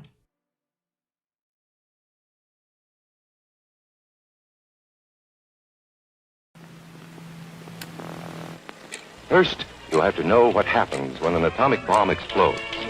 You'll know when it comes. We hope it never comes, but get ready. It looks something like this. In 1947, an international group of researchers called the Chicago Atomic Scientists began publishing a magazine titled The Bulletin of Atomic Scientists. This group of scientists had previously worked on the Manhattan Project, a World War II research and development undertaking tasked with producing the world's first nuclear weapons. They succeeded in their research and ended up creating 2 atomic warheads, Fat Man and Little Boy. The cover of the first edition of the bulletin included a clock in the background, with the minute hand at 7 minutes before midnight. To many people, this may just seem like another normal clock, not representing anything special. But this clock is quite the opposite. This isn't any normal clock. This clock represents utter anthropogenic global catastrophe, which might be confusing to hear, so let me word it like this. The clock represents total obliteration by the hands of mankind. Since published in 1947, the bulletin has updated the minute hand of the clock every year. The hand can move both forwards and backwards, and does so according to many factors: nuclear tension, global warming, and many other things. In 1947, the clock was at 7 minutes to midnight. In 1963, 12 minutes. In 1991, 17 minutes. But today, in 2018, we aren't 20 minutes away, we aren't 10 minutes away, we aren't 5 minutes away. We're 2 minutes away. 2 minutes from midnight. 2 minutes from complete obliteration.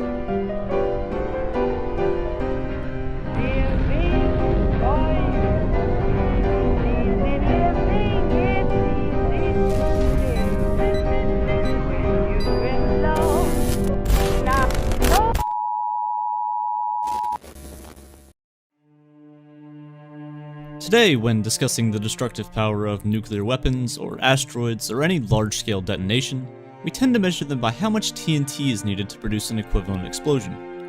For example, Fat Man and Little Boy, the bombs dropped on Hiroshima and Nagasaki during World War II, were at the time the most powerful and most destructive weapons ever made. Fat Man was a plutonium bomb and had a blast yield of over 21 kilotons, or over 21,000 tons of TNT. Little Boy, on the other hand, was a uranium bomb, and had a blast yield of over 15 kilotons. However, these explosions didn't exactly reach their full potential. See, Fat Man was jam-packed with about 6.5 kilograms of plutonium, but when it detonated over the city of Nagasaki, only about 1 kilogram of that material actually fissioned. A little over 16%. Not bad. Little Boy, on the other hand, was a lot worse. See, it contained over 64 kilograms of enriched uranium. However, whenever it dropped over Hiroshima, less than 1 kilogram of that uranium actually fissioned. That's a little over 1%. Even though neither of these bombs lived up to their full potential, the fissioning of less than 2 kilograms of plutonium and uranium was enough to kill over 200,000 people. People used to live here, and then, in a blink of an eye, they're ghost towns. And that was 1945. And since then, over 125,000 nuclear weapons have been made that are much, much more powerful than both Fat Man and Little Boy combined. In 1961, the Soviet Union detonated a hydrogen bomb over the remote Siberian wilderness. This bomb had a yield of not 15,000 tons, not 21,000 tons, not even 100,000 tons. It had a yield of over 50 million tons of TNT. The bomb has many names: Project 7000, Product Code 202, RDS 220, but the majority of people know this as the Tsar Bomba.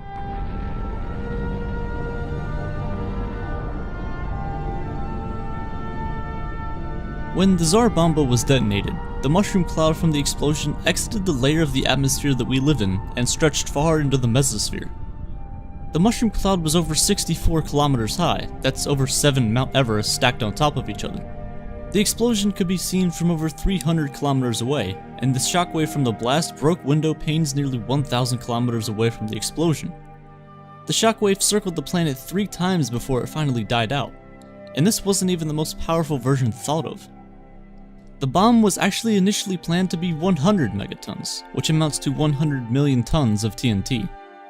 It was eventually decided against, as a full 100 megaton explosion could have easily sent the world into a global nuclear winter.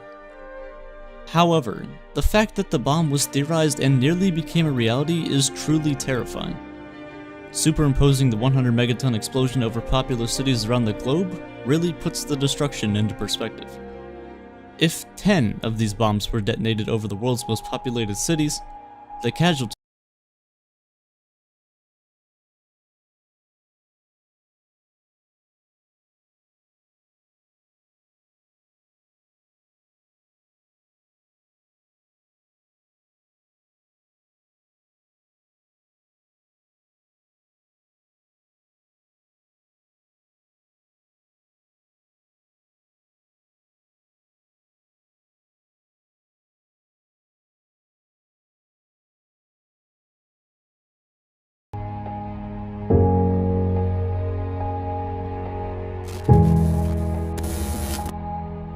The use of just 10 of these bombs on those specific cities could cause almost as many deaths in just one day as there were fatalities from the combined total of every war in the 20th century.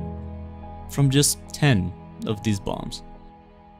Today, however, in 2018, there are an estimated 15,000 nuclear weapons in the world on standby, waiting to be launched at any moment. And if or when these bombs are used, it won't just be one. It won't be 10, it will be all of them. See, if 2 countries that have access to nuclear weapons end up in a conflict, and that conflict escalates to the point to where these nukes are used, there's no reason for either side to hold back. Because if one side fires one nuke towards the other, why would the other side only send one back? There isn't some written rule that says you have to play fair. No, not at all. It's quite the opposite. Studies have been conducted on the idea of a regional nuclear war between the 2 countries of Pakistan and India. Not only would death be inevitable from just that region, this would affect every last person on the planet. These countries have about 200 nukes combined. If all of these weapons were used and pinpointed to the right cities, it's more than likely that you could see upwards of more than 100 million casualties in just those countries alone. The fallout from these weapons, that is, the radiation that is spread throughout the air after the bombs go off, would be enough to finish off most of the population of those countries, if anyone was even alive after the initial impacts. But that's only the beginning of the problem. The smoke and dust from these bombs will spread much further than just India and Pakistan. Nuclear fallout would make its way into the atmosphere and end up coating the planet in a layer of smoke and dust. This would ultimately block out most of the sun's rays that reach the planet, which would end up causing the failure of plants and crops that all humans and life need to survive. Black rain would fall from the sky, rain polluted with radiation and dust. The fallout from these bombs would cause even more casualties than the initial explosions themselves. From only 200 nukes. Compare this 200 to the total number of nuclear weapons in the world today, and you'll find that it's barely over 1%. 1% of the entire nuclear arsenal of the planet, in the perfect circumstances, is enough to cause over 1 billion deaths. In 2008 at Oxford University, the Future of Humanity Institute conducted a survey among participants at the university, asking them to make their best guess at the chance on possible extinction level events before 2100. The results of this survey actually covered the threat of a nuclear Armageddon, and placed the estimates of at least 1 billion people dead by the hands of nuclear weapons at 10%, and placed the odds of complete human extinction by nuclear weapons at 1%, by 2100. 1% doesn't seem that high, a 1 in 100 chance. But think about this. The chance of you dying in an airplane accident is 1 in 11 million. The chance of you dying by lightning is 1 in 84,000. The chance of humanity being wiped out by nuclear weapons is more likely than you dying from almost anything else other than heart disease and cancer. This 1% assumes the worst scenario possible.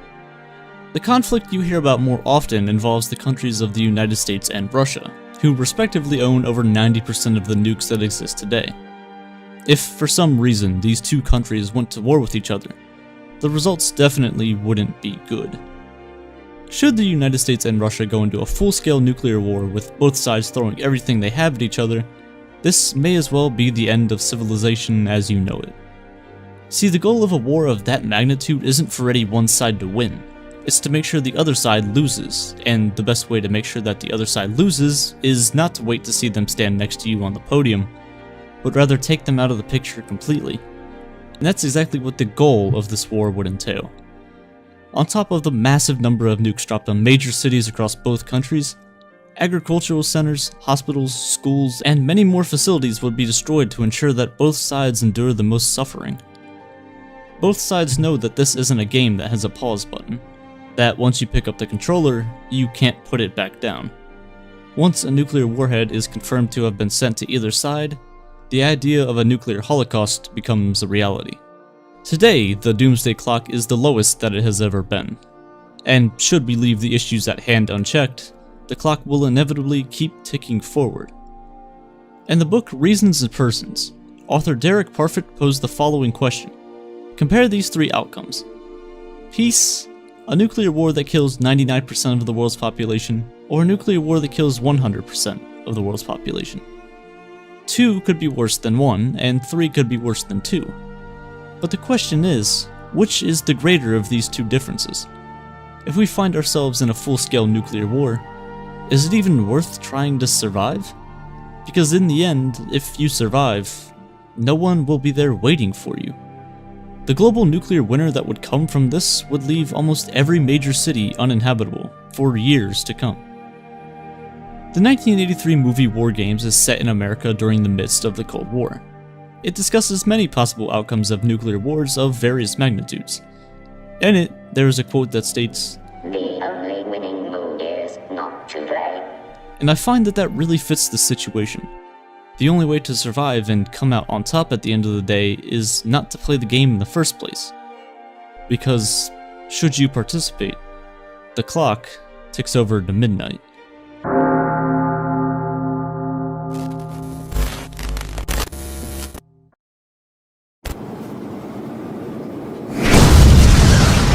On the 5th of February 1958, a Mark 15 thermonuclear bomb was loaded onto a B-47 aircraft stationed at Homestead Air Force Base in southern Florida. The plane was to take part in an extended training mission meant to simulate an attack on the Soviet Union. Over the course of 9 hours, it took a winding, circuitous route across the United States, flying over the Gulf of Mexico, up to Chicago, then back down to its target in Radford, Virginia. The intent was both to exhaust the crew, as they would be on a trip to Moscow, and to assess the bomber's ability to perform aerial maneuvers with heavy weapons aboard. The 3,400 kilogram nuclear bomb served as test cargo. This might seem incredibly reckless to us today, but during the height of the Cold War, training exercises like this were fairly routine. In fact, just 2 years later, the United States would implement Operation Chrome Dome, a defense strategy in which planes armed with nuclear weapons were kept in the skies at all times, just in case war with the USSR ever broke out. Once above its target in Radford, the B-47 sent an electronic beam to a station on the ground, simulating a strike, after which it recorded the mission as a success. Unfortunately, on their way back to Florida, there was a bit of a mix-up. As the crew celebrated, a group of F-86 fighter jets was flying out of Charleston Air Force Base in South Carolina. The jets were directed to intercept the bomber as part of a separate training mission, but what the pilots didn't know was that there were actually 2 B-47s in the air. Above Tybee Island off the coast of the state of Georgia, the Charleston squadron spotted its target. As one of the intercepting jets locked onto what he believed to be the sole bomber, a second aircraft appeared above him, and the two collided. This was the plane with the bomb. The F-86 was destroyed and the pilot was forced to eject. The B-47, meanwhile, managed to stay airborne, though just barely. It had been heavily damaged and was losing altitude. Deciding it was better to drop its cargo rather than risk a crash landing, the bomber's pilot jettisoned the nuclear payload, releasing a bomb with an explosive yield equivalent to 1.7 megatons of TNT above the US soil. For some perspective, that's 113 times the strength of the bomb that was dropped on Hiroshima. The blast radius from a weapon of this magnitude would have encompassed an area of around 620 square kilometers, just slightly smaller than New York City.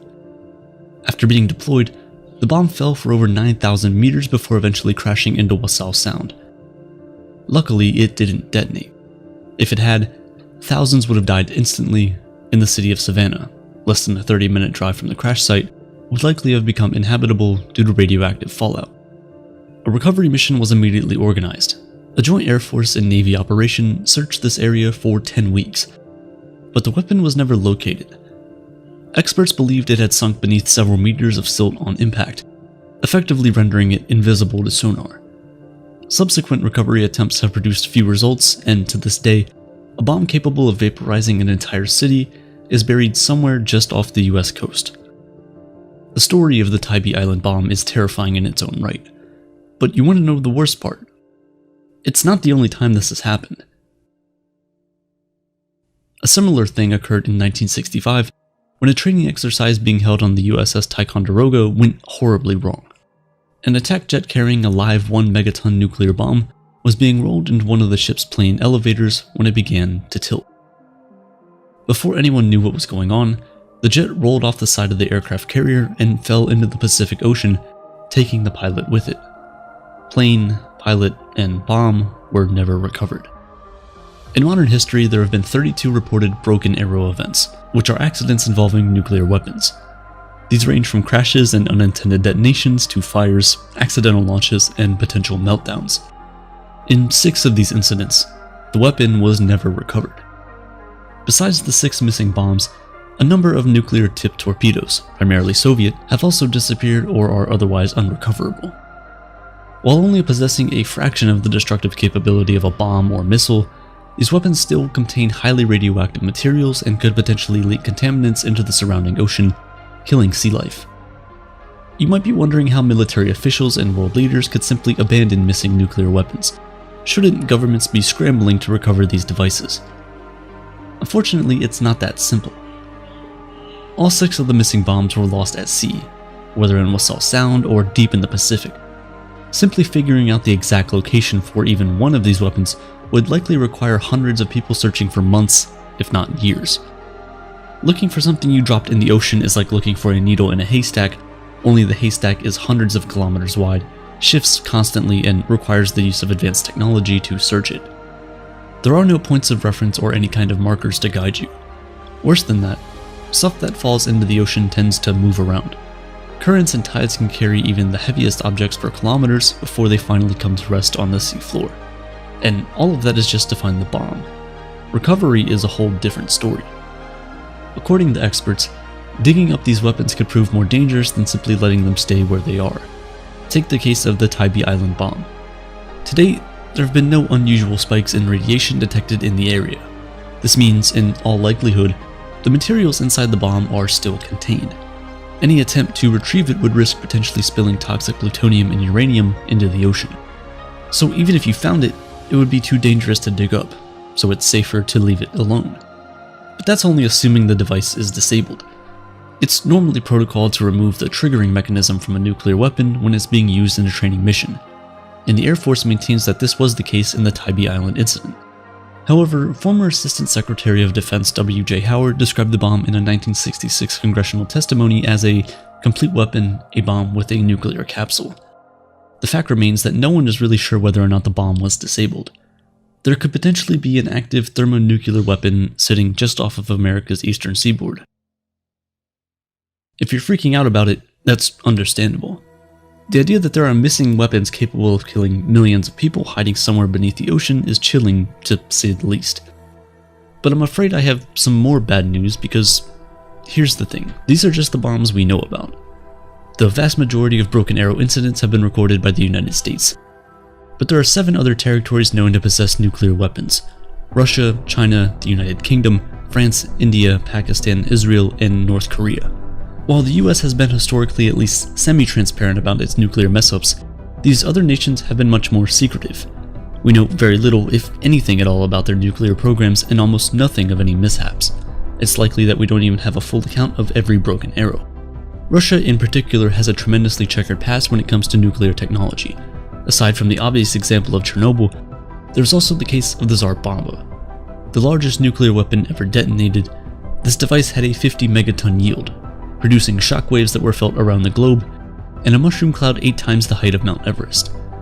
The bomb was so large that some scientists were afraid it might ignite the atmosphere. At the peak of its power, the Soviet Union maintained the largest stockpile ever held by a single nation, with an estimated 45,000 weapons.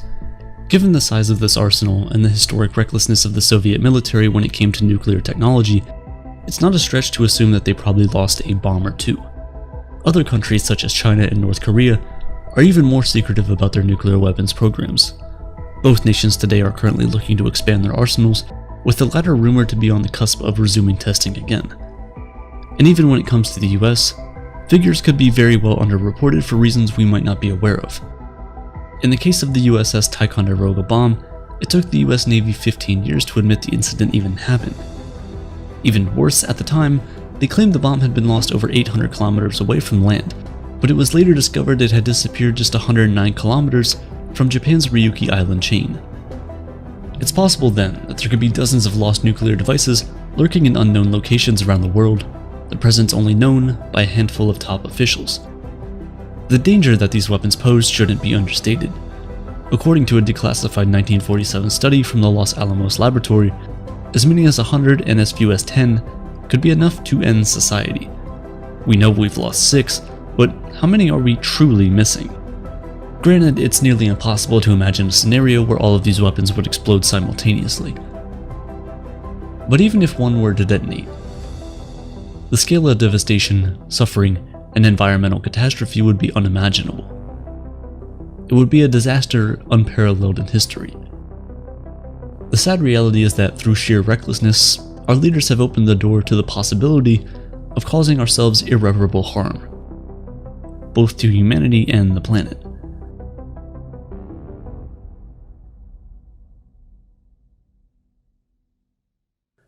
The majority of the world's nuclear stockpiles were built during the Cold War as the United States and Soviet Union sought to intimidate one another and flex their military might. This arms race eventually culminated in a strategy of mutually assured destruction, otherwise known as MAD, a concept that saw both nations amass thousands of nuclear weapons as a kind of safeguard against any potential conflict. The thinking was that if both sides had enough firepower to wipe the other off the face of the planet, then neither would pull the trigger. But humans are clumsy, we make mistakes. Even when every possible precaution is taken, accidents still happen. Just look at the Titanic, the space shuttle disasters, or Fukushima. And nothing is a better testament to this than the nuclear strategies adopted by governments around the world. Operation Chrome Dome, for instance, resulted in 5 separate crashes. A program meant to serve as a guarantee against the possibility of nuclear disaster itself nearly led to tragedy. The most infamous of these is the 1961 Goldsboro B-52 crash. Now the subject of innumerable history specials and YouTube videos, this incident has become something of a legend, not for what happened, but for what didn't happen. Perhaps the most alarming broken arrow incident ever recorded, the Goldsboro crash occurred when a B-52 bomber flying over Goldsboro, North Carolina, suffered a mechanical failure. The aircraft's right wing sprung a fuel leak and the plane was ordered to make an emergency landing. Just 24 kilometers from its base, the bomber began breaking up and exploded in midair, sending fiery debris hurtling towards Earth, along with 2 3.8 megaton thermonuclear bombs. Each one of these devices was more than twice as powerful as the Tybee Island bomb and contained more firepower than the combined destructive force of every man-made explosion from the beginning of time to the end of World War II. Luckily, neither bomb detonated. One landed safely, slowly brought to the ground after its parachute successfully deployed. The other, more disastrously, crashed with full force, digging itself 55 meters down into the earth. While pieces of this device were recovered, the bomb's plutonium core still remains buried. The US military initially attempted to retrieve it, but abandoned the operation when it proved impossible to reach and simply purchased the land instead. Ironically, it was the bomb that landed with the parachute that posed the bigger risk. A later examination revealed that 3 of its 4 arming mechanisms had activated after separation. Literally, the only thing that prevented the weapon from going off was the failure of 2 wires to cross. All this begs the question, is it all worth it? The idea that we could somehow ensure our survival by constructing hordes of weapons capable of annihilating the planet seems like a bad idea from the start. When you consider the possibility that any one of these devices could be lost or detonate accidentally, such a strategy appears downright irresponsible. Yes, MAD might prevent the world powers from pressing the proverbial button that leads to nuclear war. But what about all the broken arrows? Is it really worth the gamble? Or are we just 2 crossed wires away from, well, mutually assured destruction?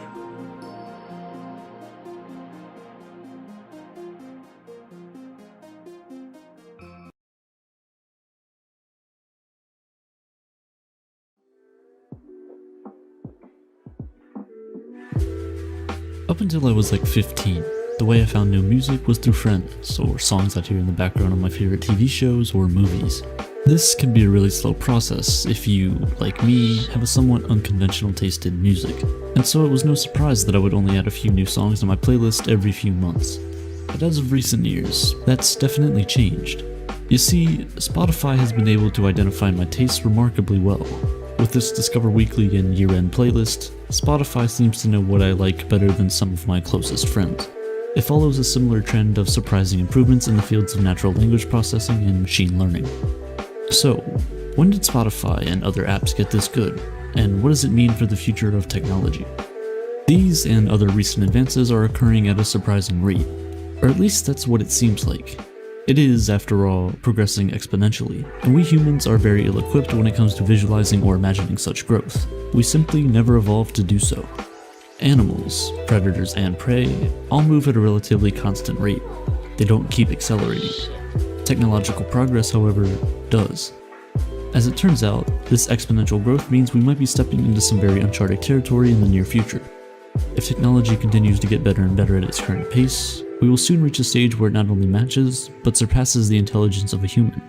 Couple that with an ability to learn and an incentive to survive, and well, we don't know what will happen next. This is the technological singularity. Borrowed from astrophysics, the term singularity refers to a tipping point beyond which all laws that are currently known simply fall apart, like how the laws of physics fall apart beyond the singularity of a black hole. A technological singularity is a similar tipping point when technological progress is so overwhelming that we'll no longer be in control of it, or the things that it will lead to. In 1875, Karl Landsteiner, an Austrian biologist, noted that when a man was giving a blood transfusion from another animal, the foreign blood tended to clump up in the blood vessels of the man, which can cause shock, which then ultimately leads to death. This, and years of research that followed, led him to discover blood groups, for which he was awarded the Nobel Prize in 1930. Today, he is remembered as the father of blood transfusion medicine, and we have him to thank for being able to donate and receive blood safely. When there is a technological singularity, scientists predict computers will be able to make life-changing Nobel Prize-winning discoveries just like this every 5 seconds. That may seem like an incredible future, or potentially life-threatening one, and that's exactly why the prospect of a technological singularity is so complicated. On one hand, it may seem like rapidly progressing technology can eventually enslave humanity, but it also has an immense potential to improve human life, and this potential is the reason why it is being developed so rapidly. There are enormous incentives to devote even more resources to the development of artificial intelligence, economic and otherwise. For example, it can help companies curate products each customer is more likely to buy and need, something practically impossible to do man for man. It can predict when demand is going to be low to prevent wastage. It can also conduct research faster than any human ever has. These innovations can lead to other less inspiring changes in human society too. After all, if scientific research can be done with a computer, what use is there for researchers anymore? If cars can drive themselves and nanobots can repair organs and 3D printers can literally print bridges, are all jobs simply going to be replaced? Well, at its current state, the technology we have is only good enough to replace repetitive labor, such as connecting a car door to its chassis. For most things that are more complicated, we still need human intervention. But it's not about now, anyways. It's about the future. And without thorough consideration, we may be headed for unemployment the likes of which humanity has never seen. And if recent events haven't made it clear, it's not just about the economy or salaries, but also about the meaning that most of us tend to derive from our work. You know, not doing anything, as it turns out, is really boring. Okay, sometimes it's nice. We've established that technological progress is not slowing down anytime soon. What happens when computers replace not only our labor, but also our intellect? What happens when they can mimic intelligence and learn on their own? All this could lead to a scenario where technology is not so friendly to us, or instead of just replacing us, it decides to do away with us completely. And in such a situation, without much preparation, we would be completely powerless. To hypothesize what would happen to our species during such an event, scientists decided to look at what history tells us about how a more intelligent species, us humans, treats its less intelligent counterparts, monkeys. You know, the same monkeys that we caged up, killed, ran any and all tests on, and had no ethical qualms about until very recently? Yes, those monkeys. Sam Harris provides an analogy in his regard to help us visualize how we might be treated based on our own past behavior. He draws on the relationship we humans have with ants by saying, "We don't hate them, we don't go out of our way to harm them. In fact, sometimes we take pains not to harm them. We step over them on the sidewalk. But whenever their presence seriously conflicts with one of our goals, we annihilate them without a thought." This rather troubling thought has a lot of people concerned about the way in which we should be progressing towards the singularity. The best thing we could do as we head into the singularity is to ensure that AI develops into an ethically sound ecosystem, instead of using it to spy, scam, and steal from people, which, in reality, is what it's currently being used to do. Then, there are also concerns about defining when the singularity has been reached. What is consciousness? How do we know when machines have it? What is intelligence? What is of value to us? What is art and what is not? All these questions need to be answered for us to know when machines are indeed more intelligent. This is capable of triggering a modern renaissance that is not simply technological, but also philosophical, in that it causes us to try and define the human experience like never before. It can also help us reflect on what we as the most intelligent species have done to our planet and its other inhabitants. But how near is all of this? Ray Kurzweil, renowned inventor and futurist, has said we may reach the singularity by 2049. Ray attributes this oddly specific date to what he calls price-performance calculations per consistent dollar. Look, I'll explain. He plotted these said numbers from 1980 through 2050 in 1981.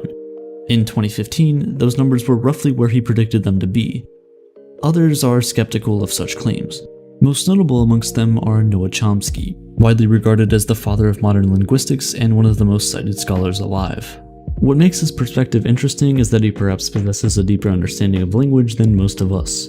This is a very important part of creating a generally intelligent machine, since understanding how we communicate with other humans will help us communicate with other potentially conscious machines.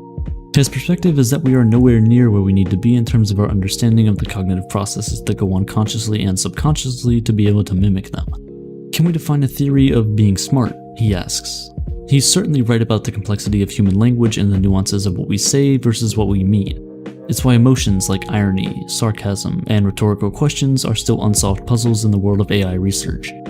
But do we really need to be able to mimic the entire process if we can simply reproduce the effect? What if we are simply able to reprogram some aspects of learning and let computational ability take care of the rest? Max Tegmark, American-Swedish physicist from MIT, is interested in investigating the risk of extinction from artificial general intelligence. He likes to use the analogy of when man first discovered fire.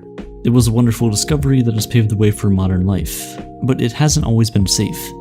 It's caused a lot of death, pain, and suffering in the process.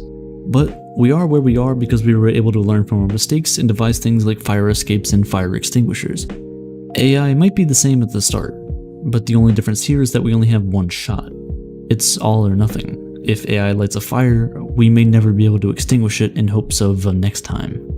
But there are critics who doubt that this is how the future will actually play out. Unlike Chomsky, they don't doubt the exponential progress or its ability to mimic human-like computation in the future. Instead, they doubt whether the future will be so aggressively against our survival. While a technological singularity is coming, we shouldn't fear it. Instead, we should embrace the progress it can bring. Such is also the perspective of Garry Kasparov, widely considered as the best chess player of all time. He was on the other side when IBM's Deep Blue finally beat humanity's best at a game it invented. Garry believes that instead of seeing this as a man versus machine contest, we should take it as an opportunity to realize the potential of augmentation. That's definitely more comfortable to think about, considering we've been augmenting ourselves with technology for decades now. First with things like calculators, and more recently with mobile phones. After watching a recent Apple keynote, it mentioned that Apple CPUs have gotten over 100 times faster in recent years, and their GPUs over 1,000 times faster. Singularity doesn't have to be an apocalyptic mess where every moving piece of metal is trying to kill us. It doesn't have to be a deceptive reality where no one and nothing can be trusted. It can simply be a reality where we're free to explore other dimensions of the human experience and engage in our creative pursuits to not put food on the table, but simply for the sake of them. In both of the major criticisms against the idea of a technological singularity, neither party actually denies that it's coming. They're either saying it's not coming anytime soon, or that it's not going to be as bad as we think it is when it does. Or you could argue that the technological singularity is nearer than we think, and it's going to be much, much worse than we anticipate.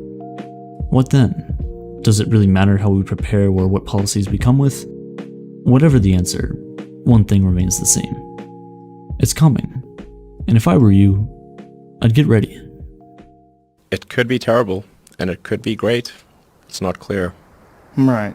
But one thing is for sure, we will not control it.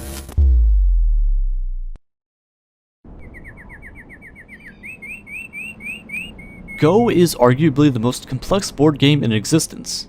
Its goal is simple: surround more territory than your opponent.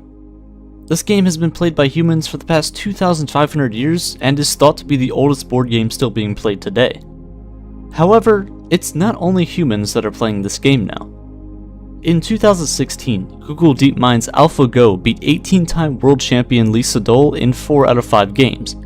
Now, normally a computer beating a human at a game like chess or checkers wouldn't be that impressive, but Go is different. Go cannot be solved by brute force. Go cannot be predicted. There are over 10 to the 170 moves possible in Go. To put that into perspective, there are only 10 to the 80 atoms in the observable universe. AlphaGo was trained using data from real human Go games. It ran through millions of games and learned the techniques used and even made up new ones that no one had ever seen. And this is very impressive alone. However, what many people don't know is that only a year after AlphaGo's victory over Lee Sedol, a brand new AI called AlphaGo Zero beat the original AlphaGo.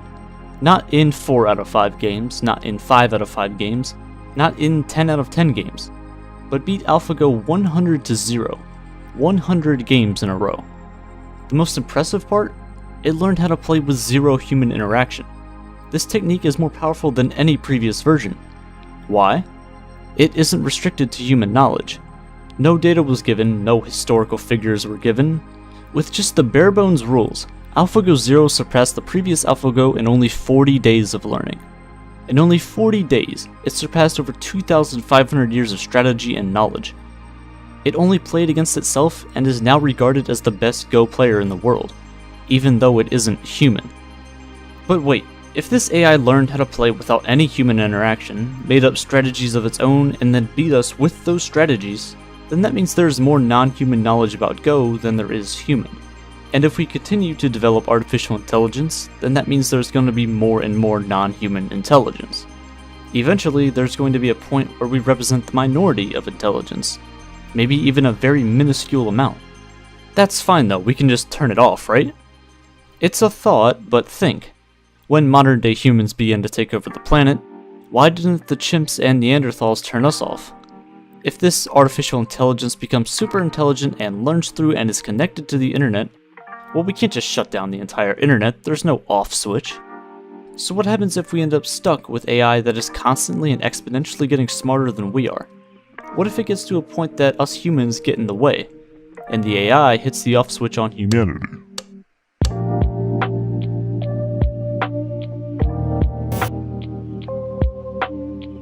When people think of AI, they tend to think of super intelligent AI. AI that serves the human race but could also end us at a moment's notice. But is this really going to happen?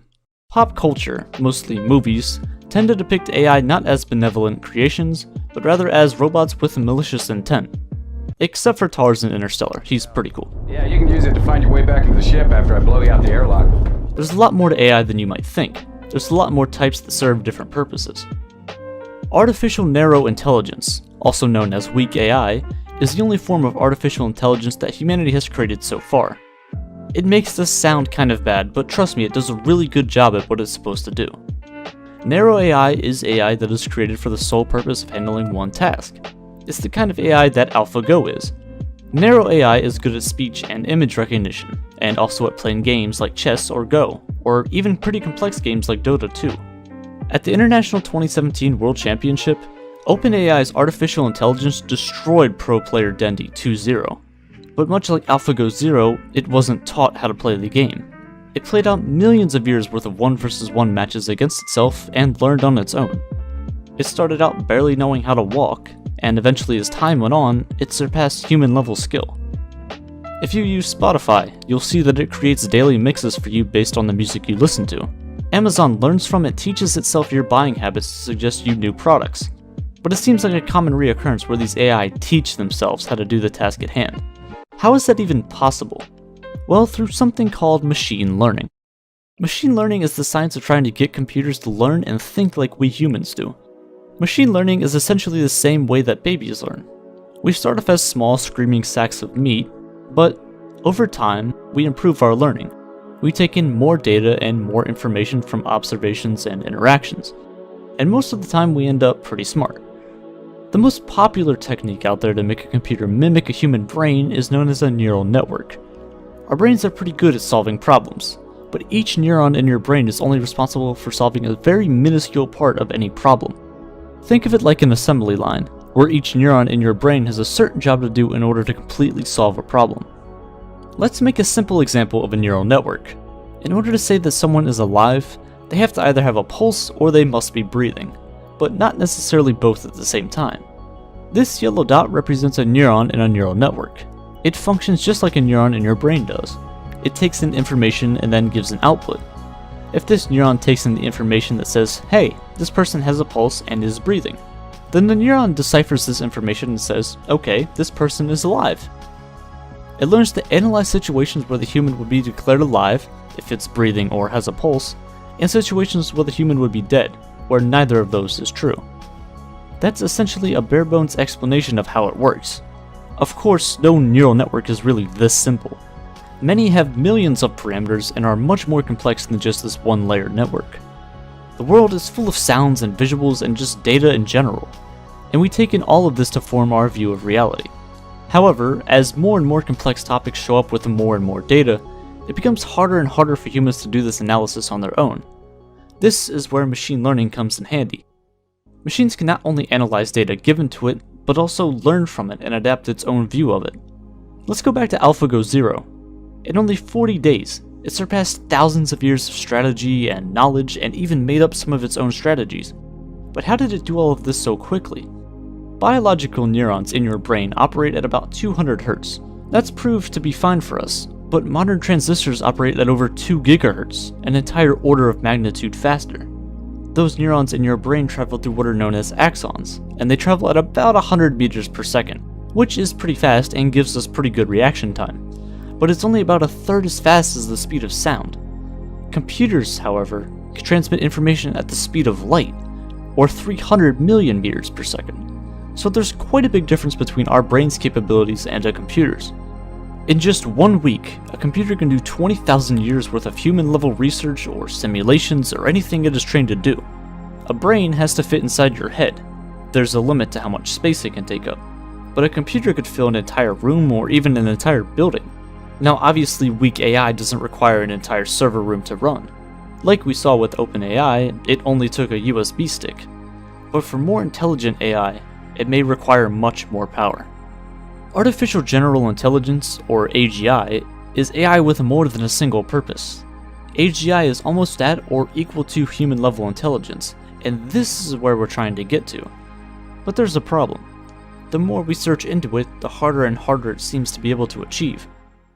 Think about how you perceive things. When someone asks you a complicated question, you have to sort through a ton of unrelated thoughts and observations and articulate a concise response to that question. This isn't exactly the easiest thing for a computer to achieve. See, humans aren't able to process information at the speed of light like computers can, but we can plan things. We can think of smart ways to solve problems without having to brute force through every option. Getting a computer to human-level thinking is hard. We humans can create things, we invent things. We create societies and play games and laugh. These are all very hard things to teach a computer. How can you teach a computer to create something that doesn't exist or hasn't even been thought of? And what would be its incentive to do so? I believe AGI, or strong AI, is the most important artificial intelligence to be created, and here's why. Machine learning is exponential, meaning that it starts off rather slow, but there's a certain tipping point where things start to speed up drastically. The difference between weak AI and strong AI is millions of times larger than the difference between strong AI and super intelligent AI. Once we have the artificial general intelligence that can function like a human being, for the most part at least, it may help us reach superintelligence level in only a few months, or perhaps even weeks. But here comes another big problem. See, many people tend to see intelligence on a graph like this. We have maybe an ant here, a mouse at about here, the average human here, and maybe Einstein right here just above. If you asked most people where a superintelligent AI would lie on this graph, most would probably put it somewhere around here. But this just isn't the case. Although AI might not be at human level intelligence yet, it will be one day, and it won't stop at human level. It'll most likely just zoom past and continue getting on more and more advanced until, eventually, the graph looks something like this. This is what is known as the technological singularity, where artificial intelligence becomes so advanced to the point where there's an extreme explosion of new knowledge and information, some that might not even be able to be understood by humans.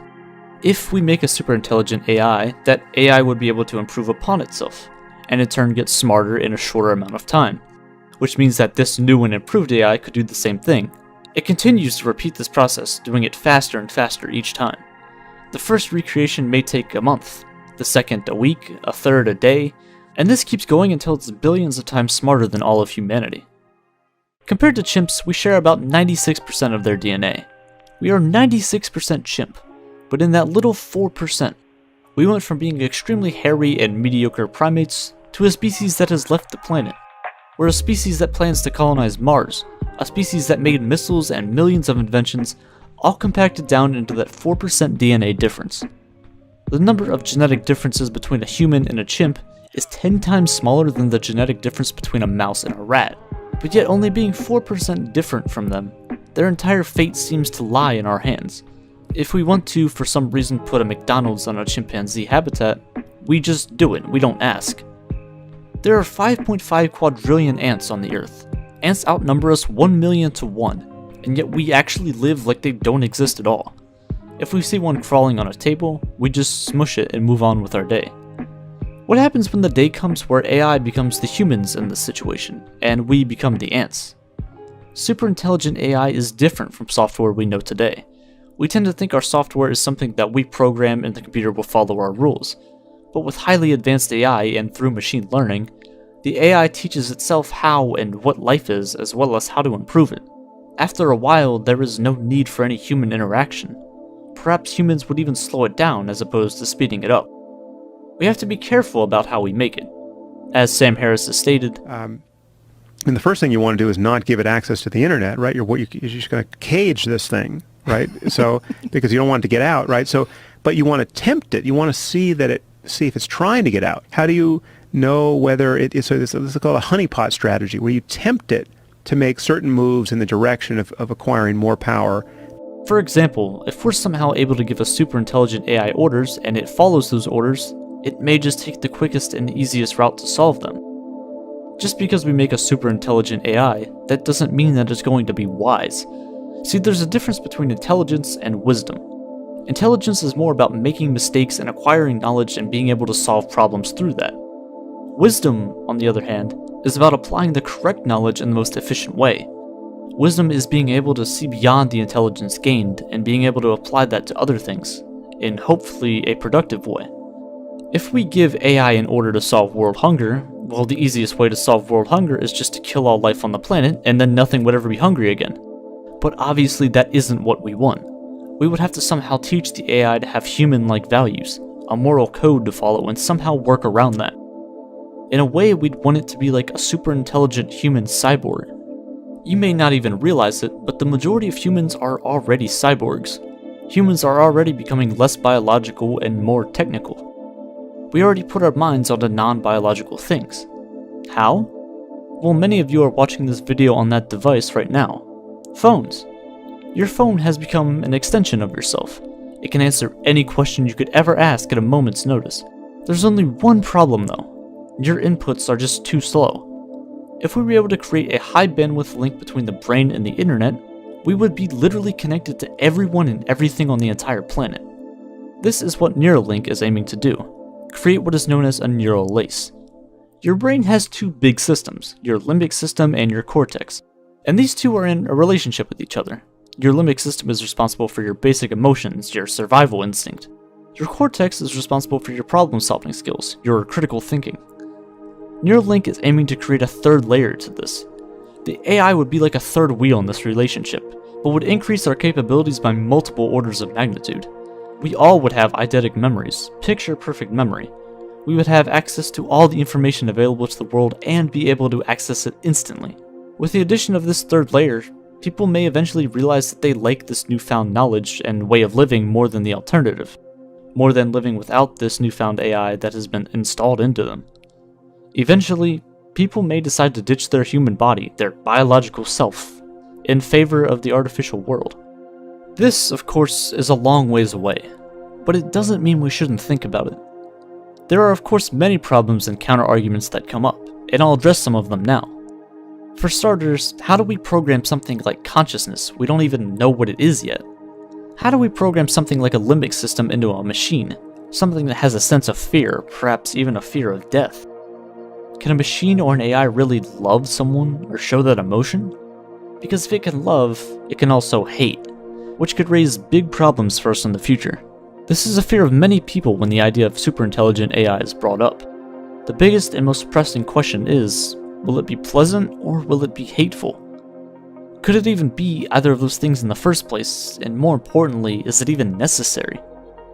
Sure, a superintelligent AI would have all the information in the world at its disposal, but then again, so do you and I. So do all of the people in the world with very radical views. Who's to say that a superintelligent AI wouldn't adopt these views as its own, and then decide to execute on those instead of what we had planned? Sure, it's possible that a superintelligent AI could improve upon itself using knowledge it gained, but then again, it isn't pulling random improvements out of thin air. It's not just going to unite quantum mechanics and general relativity with raw mathematics. What if some of its upgrades needed experiments to be run? What if it needs more information? Is it just going to make it up? This leads into, what if the AI learned to lie, and then decides to lie to us about its accomplishments for its own selfish reasons?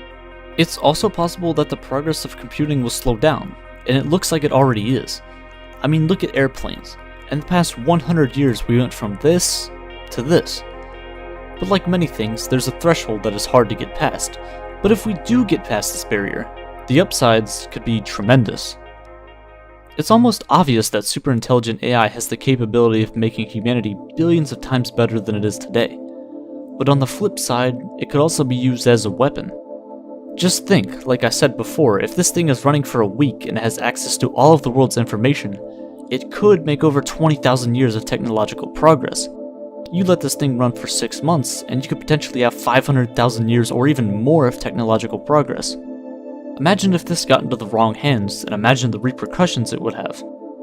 When you Google something, not only are you giving out data and telling a potential artificial intelligence what you're thinking, you're also telling it how you're thinking.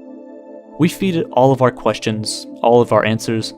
If we were going to try and program a limbic system into an AI, we would be teaching an artificial intelligence what we're afraid of. Out of all the data in the world, over 90% of it has been created in the past 3 years. AI learned how to recognize faces. It learned how to recognize voices. It learns languages and then will eventually translate between them all seamlessly. This knowledge and information train could continue until it has went through all 100% of this data. This is why artificial intelligence is such an important topic. Superintelligent AI is the last invention that humanity will ever make. Once it's invented, it can't be uninvented. The technology and developments that could possibly turn the human species into immortal, godlike figures is coincidentally the same technology that could also cause the downfall of humanity. Many people are resistant to the AI because they fear it may have some of the negative traits that we humans do. It may be greedy, it may lie, it may be selfish, it may be rebellious, it may be short-tempered. The power of superintelligent AI is there, patiently waiting to be found. But the question is, do we actually want to find it?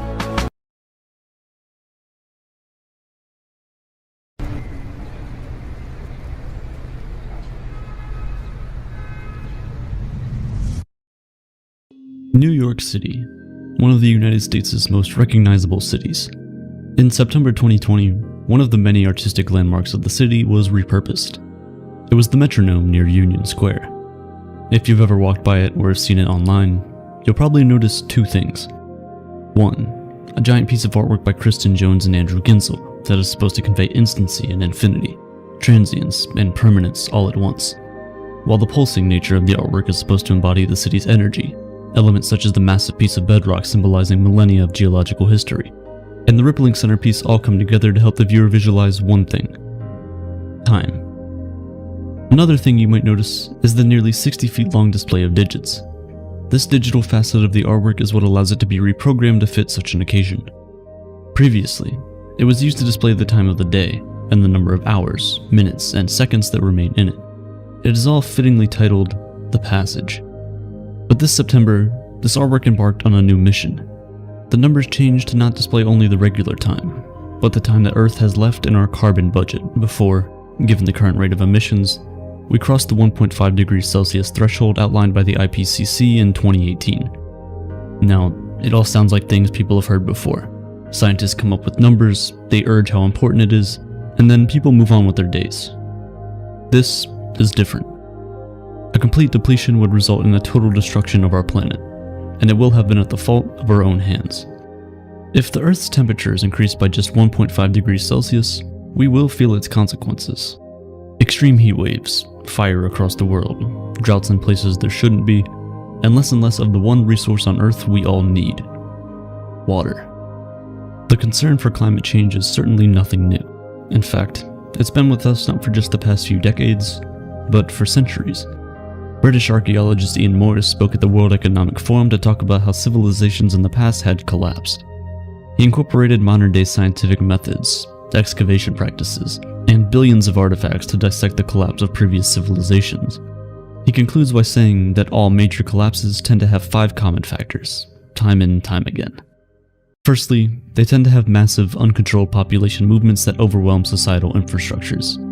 Pretty much overpopulation. Secondly, they have major pandemics and diseases, which, because of the population movements, spread and merge faster. Then there's state failure and increased warfare. This in turn leads to an economic collapse. And then there's one final piece of the puzzle: climate change. Civilizations rarely collapse because of one thing, and so these 5 factors can often co-occur, and it's their combined effect that leads to the collapse of civilization. It's easy to see how these factors connect with each other, because all of these things are taking place right now around the world. Climate change is displacing millions of people, a pandemic is ravaging the world as we speak, and bad governance about these issues is making it all worse. And while the population growth is certainly not out of control, it is, in fact, declining steadily. All in all, we're well on our way to collapsing. Ian Morris says there is some hope, however. In fact, in his study of past civilizations, he notes that quite a few actually survived the 5 horsemen of the apocalypse and rebuilt themselves afterwards. He credits their survival to economic growth. Now, I'm really not about to debate capitalism versus other economic models in the world, because, well, I don't want to start a war. In his book about the future of human civilization, Homo Deus, historian Yuval Noah Harari notes that, although we experience occasional economic crises and international wars, in the long run, capitalism has not only managed to prevail, but also to overcome famine, plague, and war. In fact, in modern times, we've experienced so much economic growth that today more people die of eating too much than eating not enough. It turns out we have a little too much stuff sometimes, and that too much stuff isn't produced out of nothing. Beyond the dollar value we pay for things, there's a far greater cost to abundance, an ecological cost. The overuse of unsustainable natural resources, water pollution, soil pollution, loss of biodiversity in recent times has meant that we are closer to ecological collapse than we have ever been. Even though in the past there wasn't a global governing body like the United Nations to oversee and recommend actions to reduce our environmental footprint, the footprint itself was always very localized. People hardly traveled as far as we do today, and business was not nearly as robust. Sure, a few centuries ago, there were no solar panels or recycled plastic, but there also weren't any fuel-hungry airliners either. We also weren't siphoning oil and fossil fuels out of the ground either. The scale of the industrial world, it seems, is truly unique to our time and civilization. There are, of course, other aspects to our civilization that make it more unique, and, by extension, more complicated. Total nuclear obliteration is still a non-zero possibility, and as low as that number might be, the simple possibility of something like that happening is terrifying. Both natural pandemics and bioweapons are also a threat. In fact, both are quite common throughout the history of collapsed civilizations. Until very recently, more soldiers died from disease than from actual combat itself. It's just that modern advances, while allowing us to cure far more diseases than before, have also opened up a Pandora's box of future threats. There's obviously the threat of runaway superintelligence as well. Such a technological singularity can encompass the threat of nanotechnology, and their rising incorporation into everything from manufacturing to medicine. All of these factors understandably complicate the modern infrastructure, and Joseph Tainer, a historian, suggests that this rising complexity is what could ultimately be our society's downfall. He suggests that societies emerge as problem-solving collectives, that's what they're there for. But eventually, they reach a point where the complexity and intricate structures required to solve problems actually reach a point of diminishing returns, and civilizations collapse under their own weight. Tied to this idea is that of energy return on investment, or EROI for short. Simply put, it's how much energy is needed to produce or extract a set amount of energy. Fossil fuels have historically had good EROIs, but as we're burning through tons and tons of non-renewable fossil fuels, this EROI is steadily declining. The EROI for petroleum, for example, has fallen by around 10 times in the past century, because, well, we're stealing all of it. Besides, despite being more in line with our goals of a greener future, as it stands, renewable energy sources are quite hard to develop, manufacture, and implement, which doesn't help their EROIs either. These are all factors that are truly unique to our time, and they sound pretty complex. However, there is one factor that civilizations in the past have certainly never had before: social media. It's unique in the sense that there's never been a platform that allows us to connect with so many people so easily. It's a society within our society. One we certainly didn't evolve to live in. It was just a byproduct of other advances. Of course, social media has led to some wonderful things, like every other element I just talked about. It's allowed lost families to reconnect, allowed fundraisers to reach significantly larger audiences, and it's given a platform to the ordinary person. But the problem with social media, well, it's much more nuanced. Much like the cost of biological advancements, there's the threat of virality in social media too, only it's much, much worse. If falsehood spreads 6 times faster than truth on Twitter, then there's only ever going to be one winner in the battle of ideas. The virality of ideas, or bad ideas I should say, is a newfound threat to civilization. It means the ripple effect of a bad idea is now much more likely to escape the geographic confines in which it took place and affect the rest of the world. The sharing of misinformation on social media has led to levels of polarization that have never been seen before. Lack of tolerance seems to be at an all-time high. You see, one of the psychological side effects of prolonged social media is a broken concentration. You could argue that that's less of a side effect and more of an objective. Regardless, people are constantly glancing at their phones no matter what they're doing, and it's turning them into short-sighted individuals who are preoccupied with the next burst of dopamine. That is exactly the problem we're facing with climate change and ecological collapse. We now have a world that is unwilling to look beyond the next presidency or the next election or the next generation or two. Social media, in this case, might just be a good analogy. But the fact of the matter is, we are slowly but surely walking towards the collapse of civilization as we know it. Now, while an asteroid strike or an alien invasion is a more spectacular possibility, they're not nearly as likely as, say, a slow ecological collapse. A popular saying goes, civilization may not end with a bang, but with a whimper. The moral imperative to do something really presents itself when you think about the number of lives that will eventually be affected by climate change, ecological collapse, or another factor that might cause societal collapse. The number of people presently alive pales in comparison to the number of people that can be alive in the future, on this very planet, at least as long as the sun isn't too close. That number skyrockets once you factor in the possibility that, given enough time, civilization could become multiplanetary. But that's the thing, enough time. We barely have enough time to think about the policies of today, let alone tomorrow. Think about this. A man named Danny Hillis invented the idea of a 10,000-year clock in 1984 with one singular purpose: to encourage long-term thinking. As the name suggests, this clock will continue ticking, without human intervention, for 10,000 years when construction is complete. Much like the metronome near Union Square, This clock reminds us of time, albeit in a different way.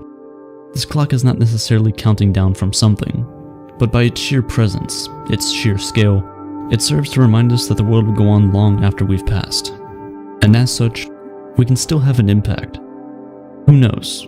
Maybe under thousands of layers of sediment and fossilized remains, there could lie buried another civilization exactly like ours, at this exact stage of their journey. Their time had come.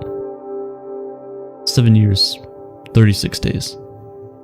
The passage ticks away, second by second, to remind us that ours will too. Have you ever stood on a mountaintop, or gazed up from the bottom of a roaring waterfall, or sat in a field staring at the stars above? Did it inspire you in a feeling of insignificance? Where do you go to seek out those humble yet peaceful moments when you come face to face with a world larger than you? Nature is a place of spirituality for many. Yet because of the climate crisis, nature as we know it is dying out. Wildfires, algae blooms, mass extinction. We're watching life on Earth disappear right before our eyes. It's not just that our homes are threatened, although that is true. The loss of nature makes us feel like we're losing something essential to our humanity. Is there a correlation between our suffering planet and our spiritual despair? What if I told you that our very idea of nature is responsible for environmental destruction? And what if upholding this concept of nature is exactly what's causing us to feel disconnected from our physical world? Maybe living in a world without nature is the very thing needed to save our planet. The concept of nature has been ingrained into our culture with the help of art and literature. Artists and writers interpret the landscapes they deem beautiful throughout their work. The inspiring beauty of the Simplon Pass in the Swiss Alps whispered to poet William Wordsworth. He wrote that black drizzling crags and unfettered clouds were like the workings of one mind. In their own view through the environment, the poet encountered God.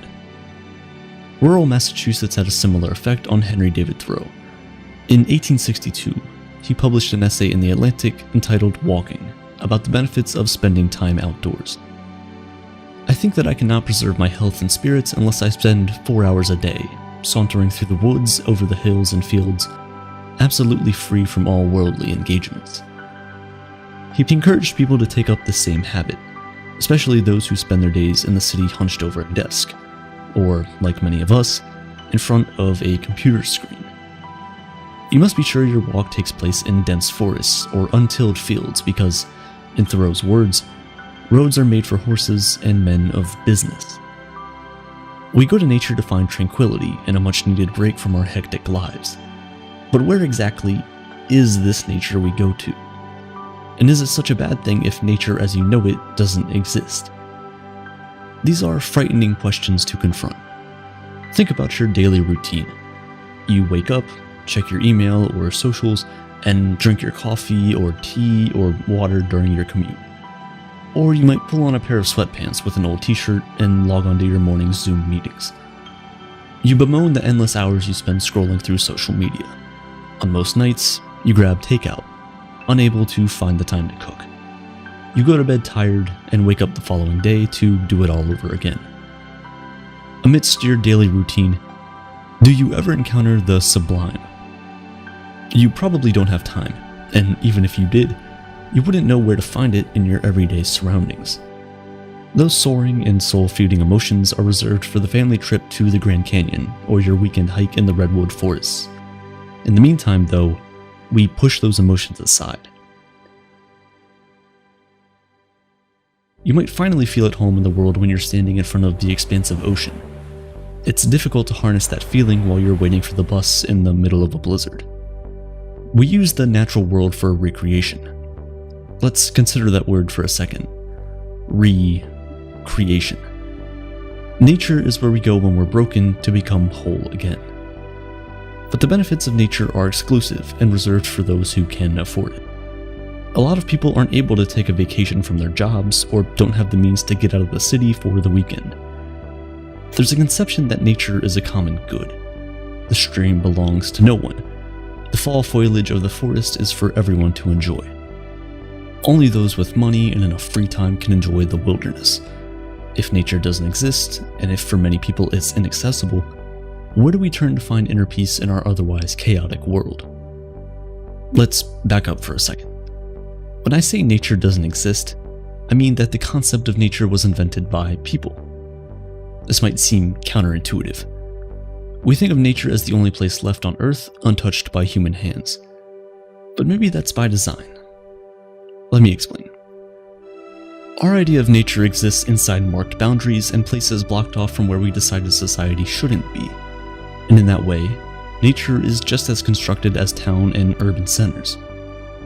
When early colonists came to the Americas, they were faced with a daunting challenge. They were determined to transform a land of dense forests, impenetrable mountains, and roaring rivers into the concept of a functioning place. For their society to work, they needed to harvest and pillage the land for resources, to build homes, roads, and farms to sustain the newly arrived European populations. There was also a demand for goods native to these lands back home. Things like sugar, coffee, and furs were imported and exported, creating a global system of trade. The task at hand must have felt insurmountable. It's hard for us to truly grasp the awe early settlers felt coming across this vast expanse of untouched and seemingly empty wilderness with their ambitious goals in mind.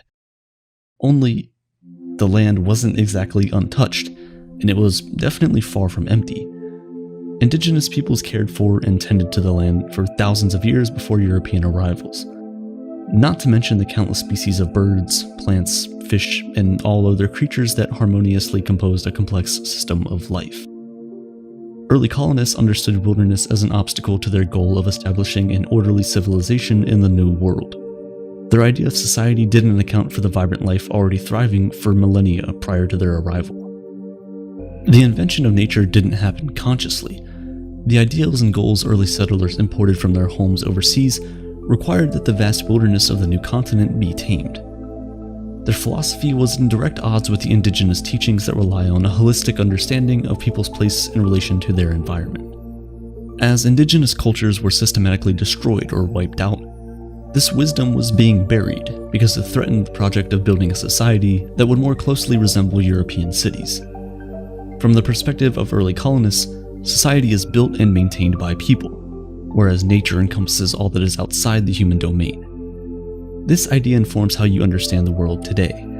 When you're at home, at work, at the store, you feel as if you're in society. You are contained by the infrastructure built by people, such as roads and buildings. When you're camping in the woods, you feel like you're in nature. The trees exist for their own sake. You turn to nature to feel free from the confines of civilization. Nature even feels like a unified and coherent place to most of us. We say things like, "I think I'll spend this weekend out in nature," or "I hear British Columbia has beautiful nature," in conversation without a second thought. This phrasing flattens any distinctions in a landscape. The Amazon rainforest and the Great Barrier Reef are both considered nature. That label ignores the particular ecology of each environment on Earth. Nature strips uniqueness from the world. Using this term causes us to overlook the nuances and details inherent in life on Earth. Each tree becomes the same as the others.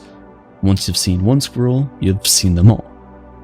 If we're so flippant about nature and our language, we further entrench our misguided beliefs. Our idea of nature only implies a vast elsewhere free from our everyday baggage. Nature, in this context, simply refers to where society isn't. National parks, camping grounds, and large expanses of private property, these areas exemplify how borders have been drawn to people to contain a place to be called nature that is separated from society. Nature is the place we've created to escape what we consider our greatest invention, the society we live in every day. We're alienated from our need to connect to the earth on a daily basis because we don't believe true nature exists where we spend most of our lives. We have this idea that our real home exists elsewhere. Think of Thoreau needing to divorce himself from society in order to find what he called spiritual fulfillment on his daily walk. If we can only connect with the most precious parts of ourselves when we're in a faraway nature, what happens to our spirit in the day-to-day? Why have we created a society we wish to escape? Can't there be a way to live without needing to turn to nature to do our true soul searching? The consequence of upholding nature is that the landscape where we actually live the majority of our lives becomes cheap in comparison. We rarely consider that the world directly outside our front door is connected to the global system of life in the same way as a lake or a forest. There are ecosystems within our cities and suburbs, and they're beautiful too. The best part is we are an integral species within these webs of life.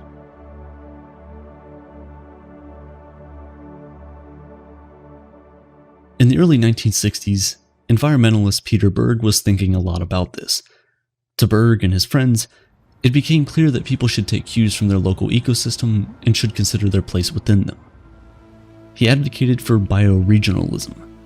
It's a philosophy that suggests political, cultural, and economic systems are more sustainable and just if they're organized to include the ecology of the immediate physical environment. In this formation of the world, a boundary between nature and society is redundant. Bioregionalism relies on the interconnectedness of all systems of life, those created by humans and those that exist outside the human domain. The construction of human activity should be in harmony with the systems of the earth. Acknowledging and interacting with your immediate environment will make you more at home in the world. You could try your best to eat local and pay attention to the growing seasons where you live. You'll notice the food tastes better because you're eating it when the harvests are most nourishing. As the days get shorter in the winter, maybe in the long evenings, you'll rest. It could be that the earth is giving you more darkness because you need it. Or on your daily walk to school or work, what plants do you notice? You might not know the names of them, but how do they change throughout the seasons? Noticing is the gateway to curiosity. When you pay attention to what kinds of birds are fluttering outside your window or the squirrels hopping from branch to branch, it's difficult to miss the abundant life surrounding you every day. Noticing isn't easy. It takes practice to break the habit of not noticing. We're so used to walking with our heads down, eyes on the sidewalk. It's common to take what surrounds us every day for granted. It can also take time to notice. Think about the yearly cycle of a tree. From one day to the next, you can't expect to see the leaves turn and fall or the buds emerge and blossom. But if you observe the same tree every day over the course of weeks, months, and years, you will witness its full cycle revolve in front of your eyes. Directing your attention towards your bioregion can help combat loneliness and social alienation. When you have a relationship to the land where you live and work, you are part of something greater than yourself. We need to treat our homes with the same reverence we grant most of the beautiful and pristine landscapes on Earth. By doing this, we'll become better stewards of the Earth, because we will learn to foster a deep connection to the land without seeking it elsewhere. In other words, nature is wherever you can find it.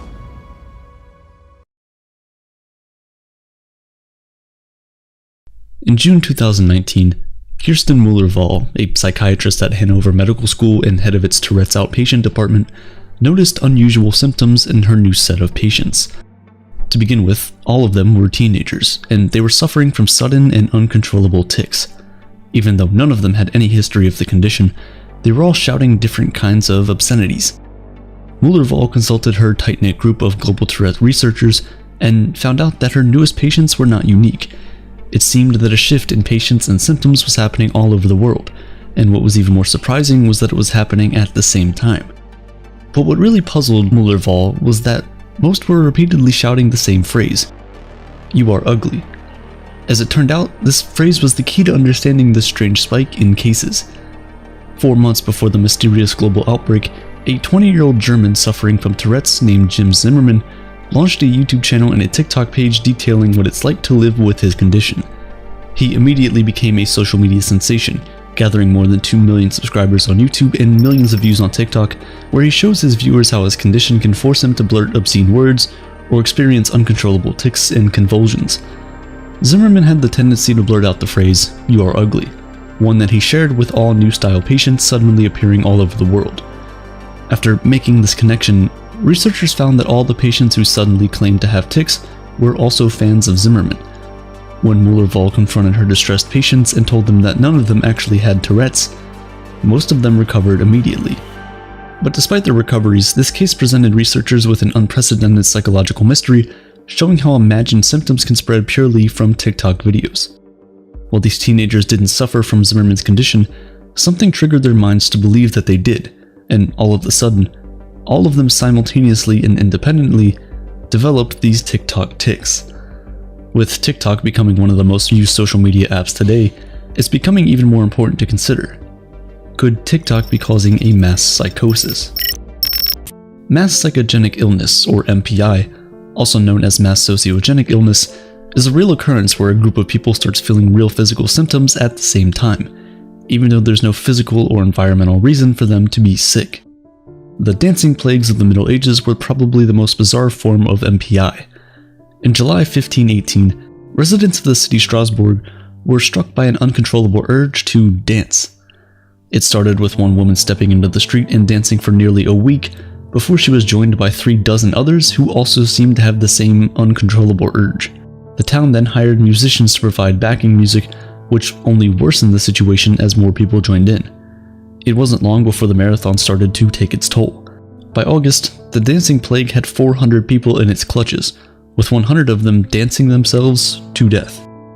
More recent but less dramatic cases include a boarding school in Mexico, where a student developed leg pain and paralysis. Soon after, hundreds of their schoolmates began experiencing the same symptoms. In East Africa, 3 girls who started laughing uncontrollably managed to infect over 100 other students, forcing their school to close down.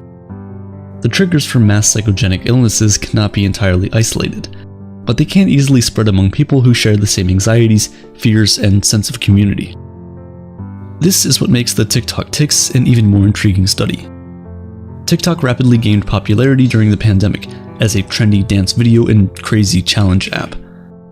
But since then, it has established itself as the world's most popular app, with nearly 3 times as many users as Twitter. A recent study even found that it has dethroned Google as the most popular domain in 2021, with most of its visitors using the app as a primary search and discovery platform. With over 1 billion active monthly users who spend an average of 95 minutes a day using the app, it has become more important than ever to understand what kind of effects TikTok has on our brains. While the effects of social media on our mental state have been a topic of debate for the past decade, the emergence of TikTok is different. It allows users to watch an unlimited stream of new content, observe trends rise and fall daily, and find something new with each swipe. Because the videos are often extremely short, the user can quickly decide whether to continue watching or move on to something more interesting. This constant stream of information can narrow and exhaust our attention span over time, limit our concentration, and affect our short-term memory. TikTok places a constant focus for content to be delivered in 60 seconds or less, making anything longer feel like it's a waste of our time. Some users have reported that they don't even have the patience to watch 10-minute videos on YouTube anymore, even when the topic interests them. This reduction in our attention spans can come from a variety of risk factors, such as poor academic performance, communication struggles, social isolation, relationship difficulties, stress, and anxiety. A recent study conducted by Curtin University in Australia has shown that the heavy use of social media can lead to problematic mental health consequences, especially for people with lower attention spans, which brings us back to the TikTok tics. This curious Tourette's case was the first form of social media-induced sociogenic illness. In addition to the teenagers in Germany, about 50 patients across the globe presented the same symptoms, which demonstrates the domino effect of our social media landscape. Constant exposure can lead to low attention spans in those that never had the issue before, which can lead to psychological illnesses which can, in turn, spread imagined conditions around the world, in a way that we never even dreamt of before the age of the internet. According to TikTok, videos tagged with the hashtag Tourette's have been viewed more than 5 billion times. The unexpected appeal of these videos among teenagers can be attributed to a need to stand out or be different. But the truth is, videos like these also provide a sense of community, acceptance, sympathy, and validation, which all seem to be present in patients suffering from MPI.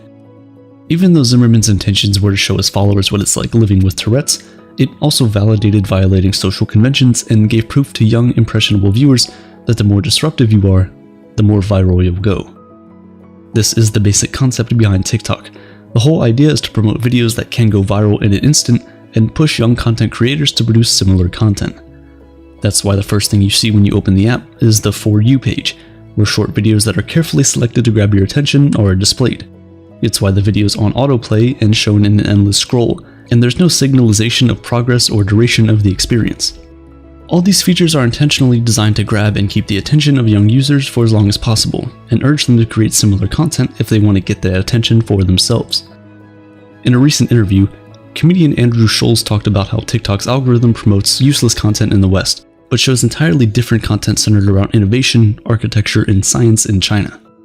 Like Scholes, many argue that TikTok is intentionally making people dumb by manipulating user behavior and pushing mindless content on its impressionable young viewers. To that point, TikTok trends have included things like the Blackout Challenge, where children were tasked with holding their breath until they fainted, the Penny Challenge, encouraging kids to push pennies behind partially plugged phone chargers, which could have dangerous results, and the Tooth File Challenge, where young users were causing permanent damage to their teeth just for some of that desired attention. The more these videos went viral, the more content creators saw it as an opportunity to gain traction on the platform.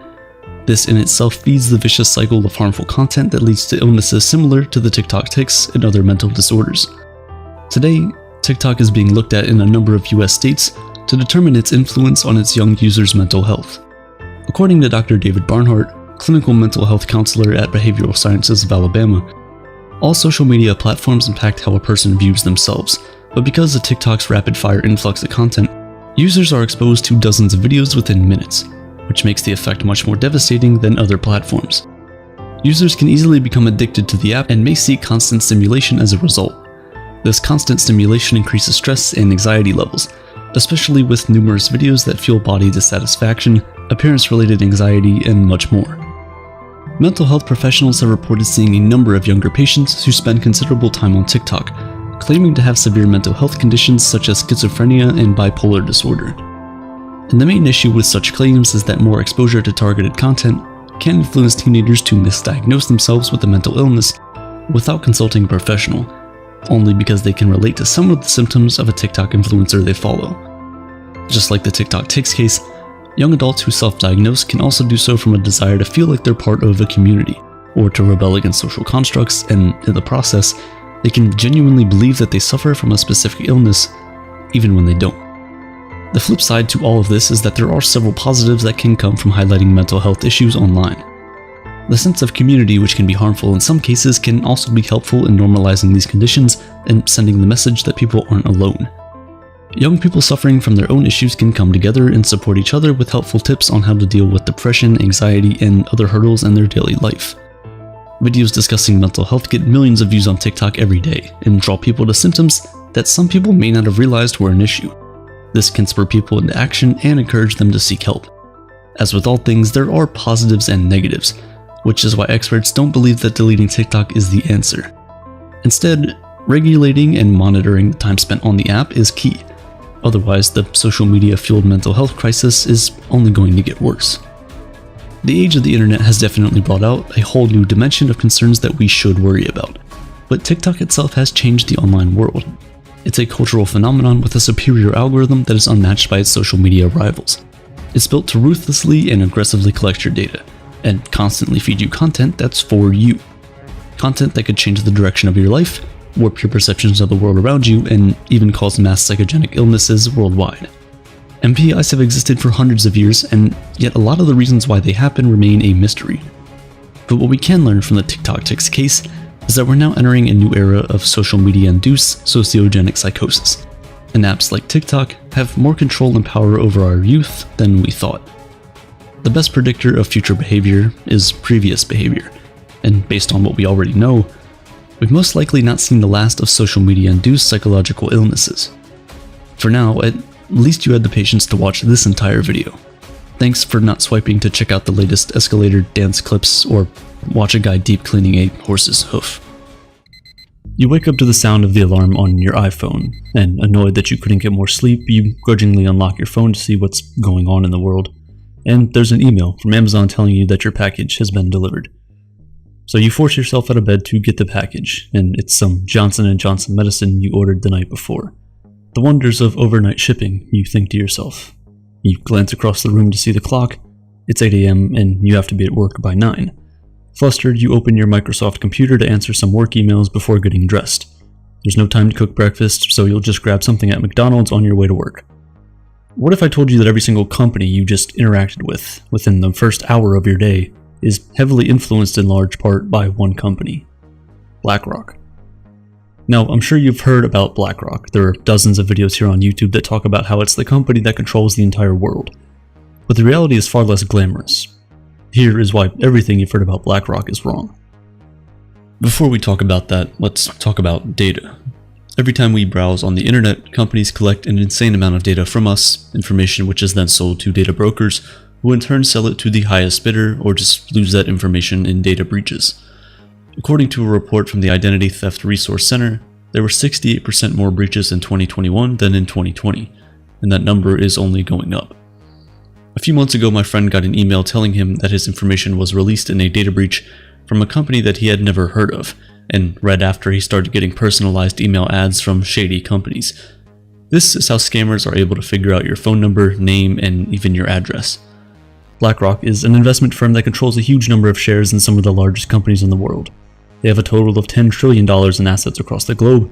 That's an amount equal to half of America's total GDP, controlled just by one company. It's easy to dismiss such a powerful company as all-out evil, but the truth is, BlackRock doesn't own these companies or even own shares of these companies. Their clients own the shares, BlackRock simply manages them. That's not to say that BlackRock doesn't have any influence on these companies, they definitely do. Because they control such an incredible amount of their stock, it's possible that companies want to keep in BlackRock's good graces, so they don't pull their investments. Now, while BlackRock might not be the evil company some people make them out to be, the truth is, there's still something very shady about them. Their hypocrisy. BlackRock was founded 34 years ago by Larry Fink, and he grew the company from $5 million in value to $8 billion in just 5 years, primarily by managing money invested by large institutions like pensions, university endowments, and substantial fortunes invested by the uber-rich. Today, Fink serves on the Council on Foreign Relations and the World Economic Forum, commanding the attention of business tycoons and political leaders around the globe, and his company is on the cusp of consolidating so much power that it could essentially control the world. Let's talk about the speed with which we are watching this market deteriorate. The worst day on Wall Street since the crash of 1987. The 2008 financial crash turned out to be an incredible opportunity for BlackRock. It secured an uncontested contract to control many of the banks that had collapsed. That gave Larry Fink, who was already incredibly wealthy, even more power, and a direct line to the American government. The same thing happened in 2020, during the early days of the pandemic, when the government called in BlackRock to protect the Federal Reserve from financial fallout. Periods of economic uncertainties like these were key to BlackRock's rise to power, and as the famous saying goes, with great power comes great responsibility, and BlackRock would like you to think that they are being responsible. In the summer of 2020, while the world was angry about the murder of George Floyd, BlackRock came out with a statement saying that companies had to serve a social purpose, and that they would be giving every company an ESG, or Environmental, Social, and Governance score.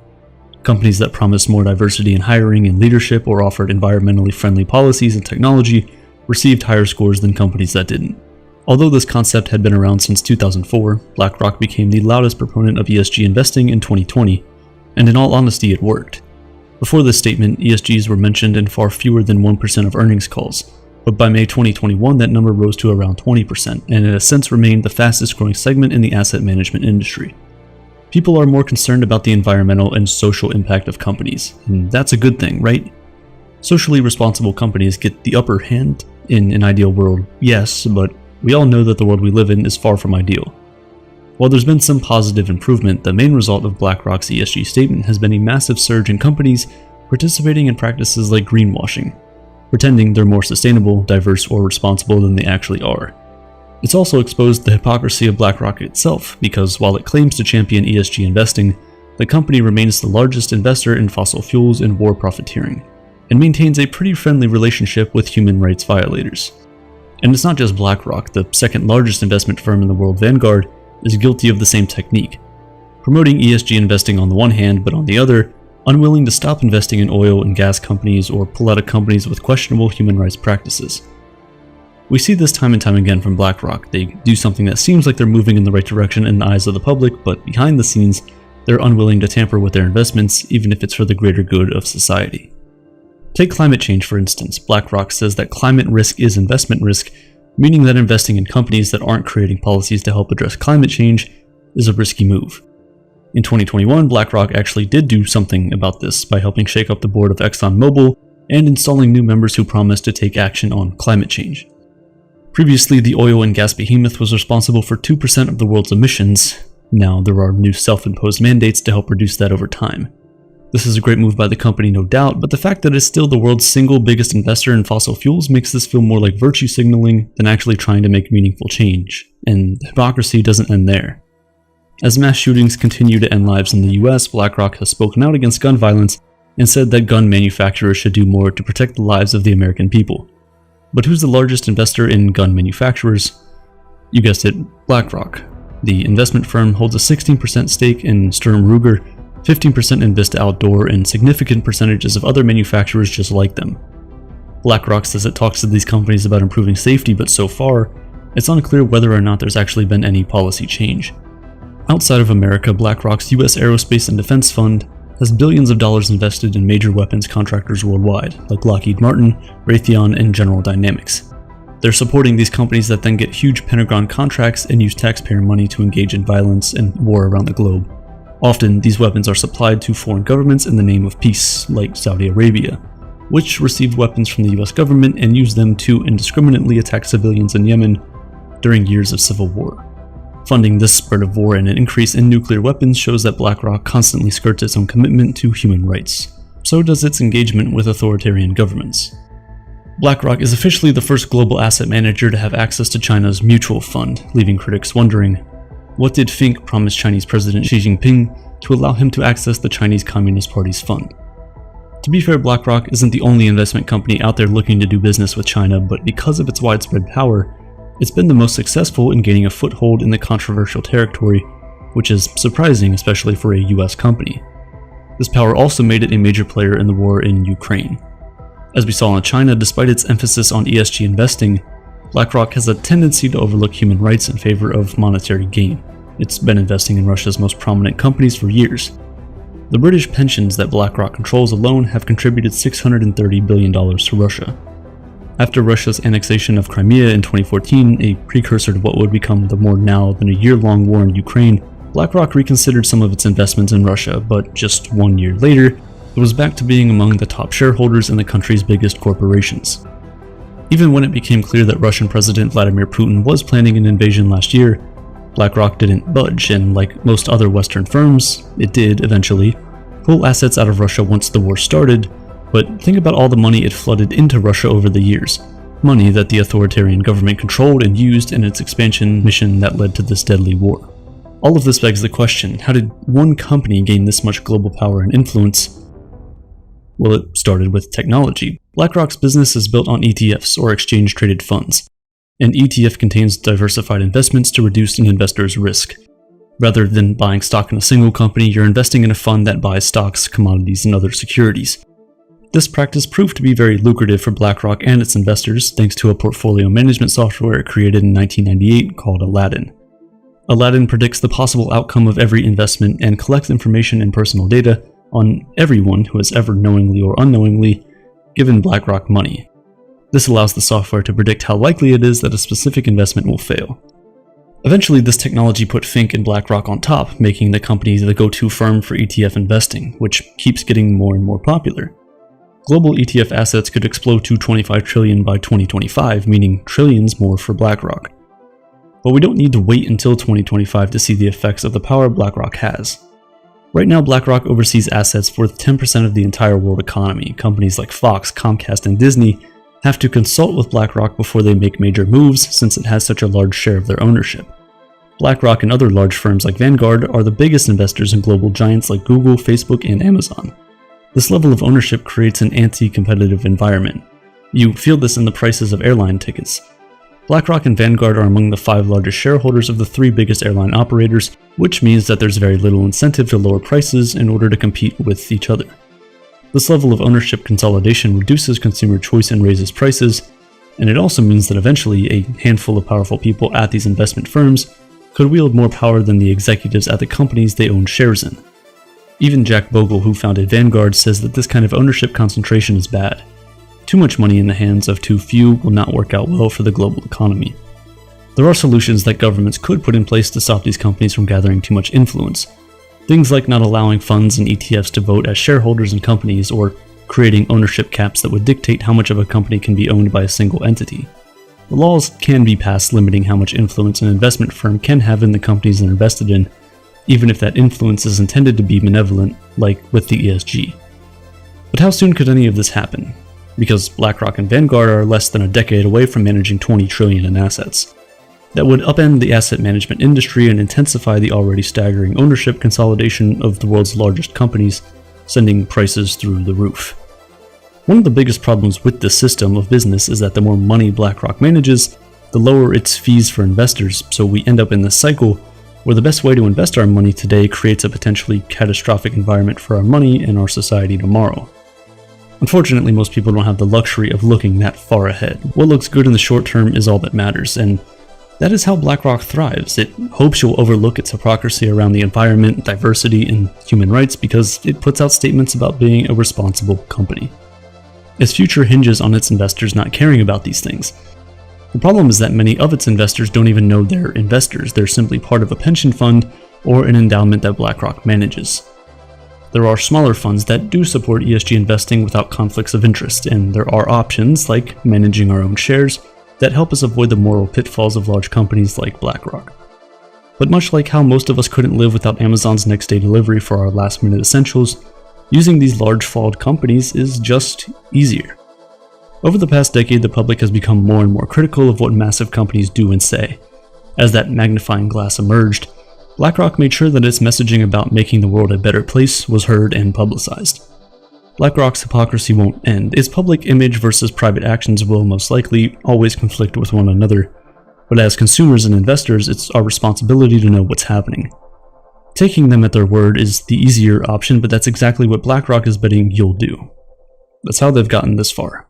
This is the same ignorance that allowed banks and governments to drown us in debt.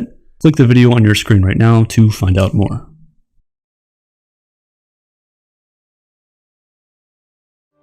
.18. This number is the reason that you're alive right now. Under normal conditions, that's how many joules of energy you need to raise the temperature of a gram of water by 1 degree Celsius.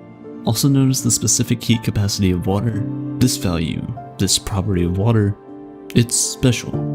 You see, if this value were any different, life as we know it would not exist. If it were higher, more energy would be needed to raise the temperature of water. The amount of water that evaporates into the atmosphere would reduce, and that means so would rainfall. This also means that there would be a greater difference between the temperature of air near land and air near water. The resulting changes in pressure would lead to changes in the wind speed, temperatures would significantly drop, and species would slowly go extinct. On the other hand, if the heat capacity were lower than it is now, water would evaporate much quicker, and it would no longer be able to regulate the temperature of the Earth as it does now.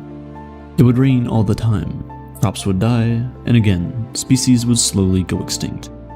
4.18, it seems, is just the right amount of energy. This just rightness is seen in other aspects of life on Earth too, including where it sits in the solar system. Too close to the sun, and the water would just boil away before it could form. Too far, and it would just freeze. But all these properties are in some way, shape, or form related to water, and so it's no wonder then that the search for life anywhere in space is essentially a search for water. And we found it. Lots of it, actually. You see, hydrogen is the most abundant element in the universe, and oxygen is the third most abundant. In between them is helium, which doesn't really react with much. So when the conditions are appropriate, water can be formed. And it is. Given the scale of it all and how old the universe is, you'd imagine that there must be some planets in an Earth-like distance from their respective stars to allow for the formation of liquid water, and by extension life. Dr. Frank Drake attempted to answer this very question in 1961 using the Drake equation. He used factors like the average rate of star formation, how many of those stars could have planets, how many of those planets might develop intelligent life forms that could possibly communicate, and so on. Instead of the entire universe, Drake focused only on our galaxy, which is huge, and for practical limitations of speed and time, really the only thing we should worry about anyway. Understandably, these inputs are all assumptions, and as such, the output of this equation is also an assumption. Depending on who and when you ask, the result of the Drake equation could be anything from a small number that is barely greater than 0 to a number in the tens of millions. Our intuition tells us that if that number were somewhere in between that immense range, the Milky Way should be beaming with advanced civilizations making interplanetary journeys with regularity. Just our galaxy, one of the trillions out there, is so incredibly large that even with astronomically low odds, you would expect to find at least some other civilizations. To give you a sense of how large it is, modern humans have been around for nearly 200,000 years, and in that time, light, at its incredible speed, has traveled the complete width of the Milky Way. Only twice. Okay, so let's run through this. The Milky Way has a lot of stars, and a lot of those stars have a lot of planets, and a lot of those planets should have a lot of water, and a lot of those planets have been around a lot longer than Earth, so therefore they should have a head start compared to Earth. So that must mean that there are civilizations a lot more advanced than ours, which should have all the tools they need to communicate with us. If that's the case, there's just one problem. Where is everybody? That's the question Enrico Fermi asked in 1950. Using a similar line of reasoning that I just talked about, Fermi too was confused as to why we hadn't already come in contact with aliens, considering how abundant they should have been. Known more popularly as the Fermi paradox, this question draws attention to the discrepancy between the supposed high likelihood of civilizations out there and the lack of observational evidence to prove their existence.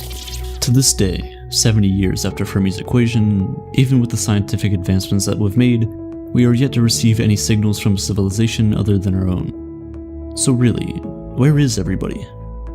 Nearly 50 years after Fermi asked his famous question, an economist named Robin Hanson figured that, just as humanity had done in the past, we may have just been asking the wrong question all along. He felt that, instead of sticking to the assumption that the universe should be filled with life forms like our own, we should accept what the evidence is telling us, that life is exceedingly rare, and that the Earth is the only planet we know that has it, and that we should use that information to understand why we're here and how long we might have. Well, if that's the case, Hanson argued, then there must be something wrong with the typical steps of reasoning that lead to the incorrect perception of life's abundance. Either one or more of these steps are wrong, or one or more of these steps are so incredibly improbable, life elsewhere is practically impossible. And thus, the idea of the Great Filter was born, a hindrance that is so immense in its complexity and improbability that we are quite literally the only species to ever get past it. It's perfectly possible that the Great Filter was whatever initiated abiogenesis, the creation of life from non-living, simple organic compounds. After all, it's a process that runs counter to the laws of thermodynamics, in that it involves molecules to spontaneously arrange themselves in an ordered, life-giving manner. It would be like a cold cup of water just naturally going hot, which, by the way, is physically possible, only unimaginably unlikely. Things like that just don't happen. Hot things go cold and things tend towards disorder, so life never really should have formed. The Great Filter could also be the formation of complex-celled organisms. Or it could be the first proper replication of DNA that allowed for just enough mutation that would eventually sow the seeds for evolution. Or it could be the collision of Earth with a protoplanet named Theia that led to the creation of the Moon, and with it a reliable axis and a stable climate for life to flourish in. It could be a lot of things, really. I don't know. Regardless, if we were to assume that the Great Filter was indeed in our past, it would explain why we are the only ones remaining and why the rest of the universe seems so utterly dead. But it would also say that we have done it. We've made it past the Great Filter, everyone gets a pat on the back, and that's really it. But what if the Great Filter is ahead of us? What if the universe was, indeed, beaming with life just as we expected it to, but something simply kept filtering or killing civilizations one after another, which is why no one has really reached out to us? And more importantly, what if we're next? Given the general lack of evidence regarding other planets and why they don't have life, a filter in the future could be just as likely as one in the past, if not more likely. So, what are some of the possible filters that could possibly wipe out life as we know it? As it turns out, the abundance of galaxies that we point to when we search for other forms of life may just be the very reason why they don't exist. Our neighboring galaxy, Andromeda, is a mere 2.5 million light-years away from us, but scientists predict that it's getting closer. In about 4 billion years, it might collide with the Milky Way. These collisions are common enough in the cosmic timescales that they're important, and although the likelihood of planets colliding with each other is exceedingly rare given the distances between stars and planets, other massive objects might interfere with the effective gravity of Earth, or whatever planet humanity is on when Andromeda and the Milky Way galaxy collide. This might plug them out of the orbit they were in, and jettison them out into the emptiness of space, where life simply ceases to exist. Extrapolate this possibility far enough, and you have a possible explanation as to why life is so rare. The cosmic commonality of galactic collisions keeps destroying life before it can take an intergalactic form. We've just been lucky so far. But you might think that galactic collisions are super rare and still in the distance, so how about we focus on something more closer to home, something more recent instead. In 1989, millions of people in Quebec woke up to heaters that were no longer working in a city that was completely out of power. In one of the rare and extreme cases of coronal mass ejections, or simply solar storms, Quebec's entire power grid failed after 90-some seconds of this geomagnetic storm from the sun. Effects were felt in other parts of North America and beyond as radio signals were jammed, satellite measurements went haywire, and elevators stalled. Each of these solar storms can carry well over 100,000 times the energy of today's nuclear arsenal, so they're not to be taken lightly. But typically, these storms are distributed over the entire volume of space around the sun, so by the time it reaches Earth, most of it simply dies out. The Quebec-style outage is certainly rare. Scientists only predict such storms once every 100 years. But one only needs to think of a world where we rely on electricity more than we do now. Where not just our phones, but our cars, planes, and even the military run on electricity. This is why these solar storms are classified as high-impact, low-frequency risks. They don't happen often, but when they do, they can be catastrophic. On the 15th of February 2013, a dashcam in a car captured what is perhaps one of the most iconic space-related videos of recent times. Known as the Chelyabinsk meteor, it had entered into the Earth's atmosphere undetected, and due to its high velocity and shallow angle, had turned into a bright, brilliant streak of light that was at one point brighter than the sun. Before atmospheric entry, this 20-meter wide object was believed to have had the energy of a bomb that is roughly 30 times more powerful than the one detonated in Hiroshima. It injured nearly 1,500 people and damaged over 7,000 buildings from shockwaves of the initial explosion. New evidence keeps emerging about the extinction-level threat that asteroids possess. You would think that with such a strong presence in pop culture and wisdom from the leading scientists of the world, the modern world would be much more aware of a threat than ever before. But we're actually pretty underprepared for such an event. Initial plans included nuking the asteroid, but that would in turn lead to smaller radiation-bathed chunks falling back onto Earth. Genius idea there, boys. Another strategy could be to fly a ship to the asteroid to create enough of an impact to shift its trajectory. But a 2019 paper from Johns Hopkins University suggested that asteroids are stronger and harder to destroy than previously thought. And given a large enough asteroid, none of these measures may be enough to save life as we know it. I chose these events specifically because they're all things that have already happened, albeit at a smaller scale, and continue to happen at a regular basis, galactically speaking. And while extinction-level events are rare, and very unlikely in the generations to come, we must remember that if life can sprout from improbabilities, it can end with them too. These are just some of the ways civilization can meet its end. Everything from social media to a global pandemic to civilization itself could be hypothesized as the great filter that awaits us as humanity's final test. But as always, there are some fundamental flaws with the idea of a great filter and the definitions of life it relies upon. Our sample size is 1. This one data point is all we have ever known. How can we say with such confidence that a life form, advanced or otherwise, would even bother to explore beyond the comforts of its own home? Just because we exhibit colonial tendencies does not necessarily mean it has to be a universal phenomenon. And what if life just is different elsewhere? What if, instead of water, life lives off ammonia or methane or another such solvent and the life that develops in it is fundamentally different from our own? Our current definitions of life are simply too specific to be able to incorporate all the possibilities hidden in the vastness of space. The idea of the Great Filter is shrouded in such deep improbabilities, and such extreme extrapolations that it is sometimes hard to pay attention. It is one of the more hypothetical topics out there, with so much simply based on speculation. There might as well be no Great Filter after all. The improbability of our existence may not be because of one or two steps in the line of reasoning, but because the entire process is one life-nourishing coincidence after another. The Great Filter seeks to remind us about how lucky we are. Lucky to be here, at this very moment, out of the billions of years for which the universe has existed. Lucky to have come this far and be so aware of our place in reality, and lucky to realize how fine-tuned the universe seems to be for you and me to live in it. From the position of our galaxy to the exact values of the natural constants, one after another, from water's abundance to its specific heat capacity. 4.18. 13.8 billion years. That's how long the universe has existed. Older than the planets, stars, as old as time itself. The universe is immeasurably vast. To put it into perspective, if we reduce that timescale down to a single year, the entirety of recorded human history, you, me, and everyone else who has ever lived, would take up a minute at best. Our lives, the long decades of joy and sorrow, pride and regret, every dreary morning and sunny afternoon, would represent around 1/5 of a second. This cosmic calendar, first popularized by Carl Sagan in the 1970s, is meant to show us just how precarious our position is in the universe. We have not been here long, and if the last few months of life on this cosmic calendar are any indication, we won't be here much longer. Over the past 4 weeks, our planet has been wiped clean of life nearly 6 times over. Of all the billions of species to ever exist, more than 99% have gone extinct. It would probably be a little arrogant to assume that we, who came along only a few minutes ago, are somehow different from all those who came before us, that our species could and should be the first to endure past our time. But the fact that we're even talking about this at all suggests that maybe we are different. We built telescopes, searched the stars, and pieced together the story of our universe. We engineered tools, dug pits, and unearthed the stories of our ancestors. And in all that searching, we found no sign that there's ever been anyone or anything like us. The fact is, humans are adaptable. Most humans are uniquely suited to the environments they evolved in, and if their habitat changes, they don't change with it, they go extinct. Humans are different. When it gets cold, we don't freeze. We knit ourselves sweaters and light a fire. When it rains, we aren't swept away by the flood. We build barriers and divert rivers. The list goes on. Forests burn and we douse the flames with water. Earthquakes topple cities and we rebuild them stronger. We've gotten so good at adapting to our surroundings that at this point, most natural disasters don't pose much of a threat to our species as a whole. But what couldn't we withstand?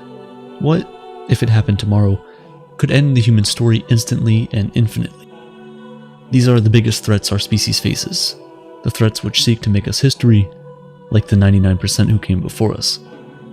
These are the most dangerous things in the universe. There are many theories as to how the universe might end, and all of them posit that we won't be around to see it happen. One theory suggests that the universe, which once began by expanding ever outward from a single point, will continue to do so for all time. The evidence for this is clear. Every day our own Milky Way galaxy grows more and more distant from the neighboring galaxies as the space between them expands, so it makes sense to conclude that then, eventually, they'll disappear from our view altogether, leaving us alone in the dark. We can live like this for billions and billions of years. The galaxies, though spread apart, will hold together. But eventually, the stellar nurseries which add new stars to our galaxy will run dry. The remaining stars will age and burn into nothingness, leaving only black holes to suck up everything that remains. A hyper-advanced civilization could cobble together distant stellar remnants to create new stars, but in time, these too will run out. There will be no material left for us to use, no energy to sustain us, and eventually, the black holes will decay too. This is known as the Big Freeze, and it is one threat we cannot escape.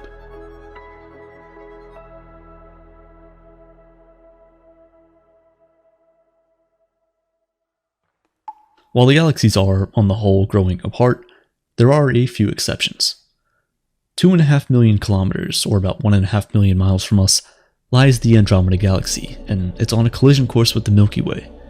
In 4.5 billion years, this collision will tear both galaxies apart.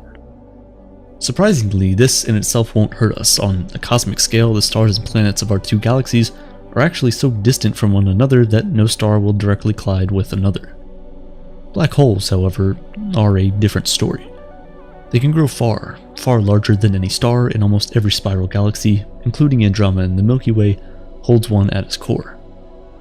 If our sun comes too close to either one of these supermassive black holes, we'll be consumed or, at best, ejected into interstellar space. While we already know about the eventual death and rebirth of our galaxy, there's one smaller, more local danger that could threaten our solar system in the same way: the appearance of a rogue black hole. Black holes form when a massive star runs out of fuel at the end of its life cycle. Unable to burn as hot as it once could, the star can no longer support its own weight, so it collapses inward until the gravity is so great it warps the fabric of space-time itself. While black holes normally stay in the same place as their original star, violent stellar events like the merging of two separate black holes can send them hurtling out into interstellar space at incredible speeds. It's not easy to spot objects drifting in the lightless voids between stars, and an object that absorbs light itself is even more impossible to spot.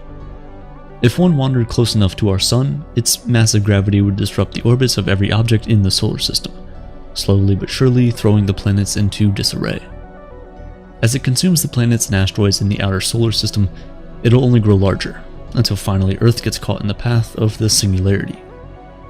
After stripping the planet of its atmosphere and us along with it, the black hole's gravity would create tidal waves as large as Mount Everest, stretching the Earth's crust like a ball of dough until finally, the tectonic plates rip apart exposing our planet's molten core.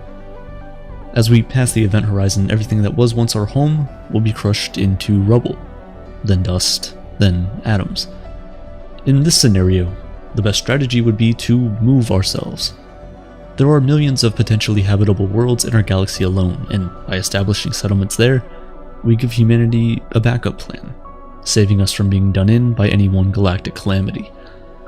This is the same strategy we'd use to avoid extinction through the expansion, contraction, and eventual death of our own sun, which will inevitably cook and consume the Earth just as readily as a black hole would.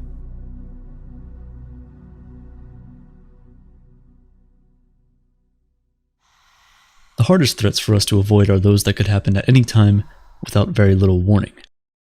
Gamma ray bursts and asteroid impacts. While neither of them would destroy life on Earth forever, they may very well destroy us completely. We know this because they've wreaked havoc before, causing 2 of the past 5 mass extinction events in our planet's history. Gamma ray bursts are massive blasts of electromagnetic radiation emitted by collapsing stars. They emit so much energy that, for the brief moment of their existence, they're brighter than every other star in the universe. If the Earth happened to be squarely in the path of one of these narrow bursts, the effects would be immediate and terrible. 75% of the upper atmosphere, specifically the ozone layer, destroyed in an instant. Without ozone, all life on Earth would be exposed to the harsh ultraviolet radiation of the sun, causing DNA damage and cancers. The long-term effects are even more devastating. For several years, acid rain would fall and photochemical smog would darken the skies, reflecting more of the sun's rays. If this were to happen today, given how unstable our climate currently is, the darkness might trigger a runaway cooling effect, leading to a decade-long winter. These same effects were seen during the Cretaceous Paleogene extinction, or the death of the dinosaurs. Approximately 66 million years ago, a 10-kilometer or 6-mile-long asteroid struck the surface of our planet, carving a near 180-kilometer or 112-mile-long crater in present-day Mexico. The impact instantly vaporized the water beneath it and scattered hot debris across the planet, setting the world aflame. Soot from the blast turned to aerosol and blackened the skies, causing a very real decades-long winter that slowly killed off all the life on the surface. While humans today might survive such an impact by hiding away in a remote underground bunker, the vast majority would be left to die. If an even larger asteroid struck, say, 30 to 60 kilometers, it would completely eradicate all life on Earth, no matter the hiding place. Essentially, if an asteroid or gamma ray burst aimed itself at Earth, there would be very little we could do about it.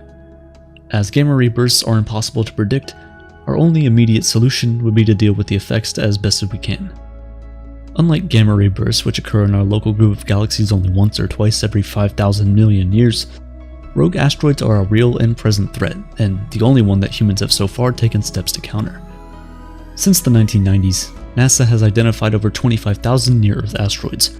While many smaller ones may be out there, they've located more than 90% of the asteroids large enough to devastate the Earth. While no large asteroids are currently on a collision course with our planet, NASA scientists have proposed and even tested a solution to counter them. In September 2022, NASA deliberately flew the Double Asteroid Redirection Test Satellite, or DART, into the asteroid Dimorphos, measurably changing its orbit. Should a world-ending asteroid come barreling towards the Earth, we'll simply nudge it out of the way long before it ever reaches us. While the dangers we've discussed so far are possible, inevitable, and devastating, they only come along every 100 million years or so, if that. The odds that one will happen in the foreseeable future are slim to none. In that sense, the most dangerous thing in the universe isn't simply that which could cause the most destruction, but the one that's most likely to. For that reason, we are the most dangerous thing in the universe, at least to ourselves. If we are to die, the odds are overwhelmingly clear that it will be at our own hands. There will be no death from above, no gamma ray burst or rogue black hole. It'll be because we chose to die, either through the negligence of human-caused climate change or the short-sighted malice of nuclear war. We invented the machines that warmed our planet, causing droughts, floods, and massive storms. We invented the bombs that can annihilate millions in an instant, and each day we choose to keep them armed and aimed squarely at our own heads. At this moment, there's over 12,000 active nuclear warheads on our planet, A full nuclear exchange will instantly wipe out entire cities, and in the aftermath, radioactive fallout will eventually kill billions. The skies will darken and plunge our planet into a nuclear winter, slowly starving everyone else unfortunate enough to survive, just as it happened 66 million years ago and 400 million years before that. The Bulletin of Atomic Scientists keeps a symbolic clock that measures humanity's proximity to doomsday. In 1947, when the clock was first unveiled, an expert panel of scientists and academics judged that we were 7 minutes to midnight to our own extinction. When the Soviet Union fell, ending the Cold War, they turned the clock back to 17 minutes. But now, as we fail to deal with climate change, as nuclear arms treaties fall apart, and as Russia once again threatens war with the West, we're 100 seconds from midnight. At this moment, we have two paths forward.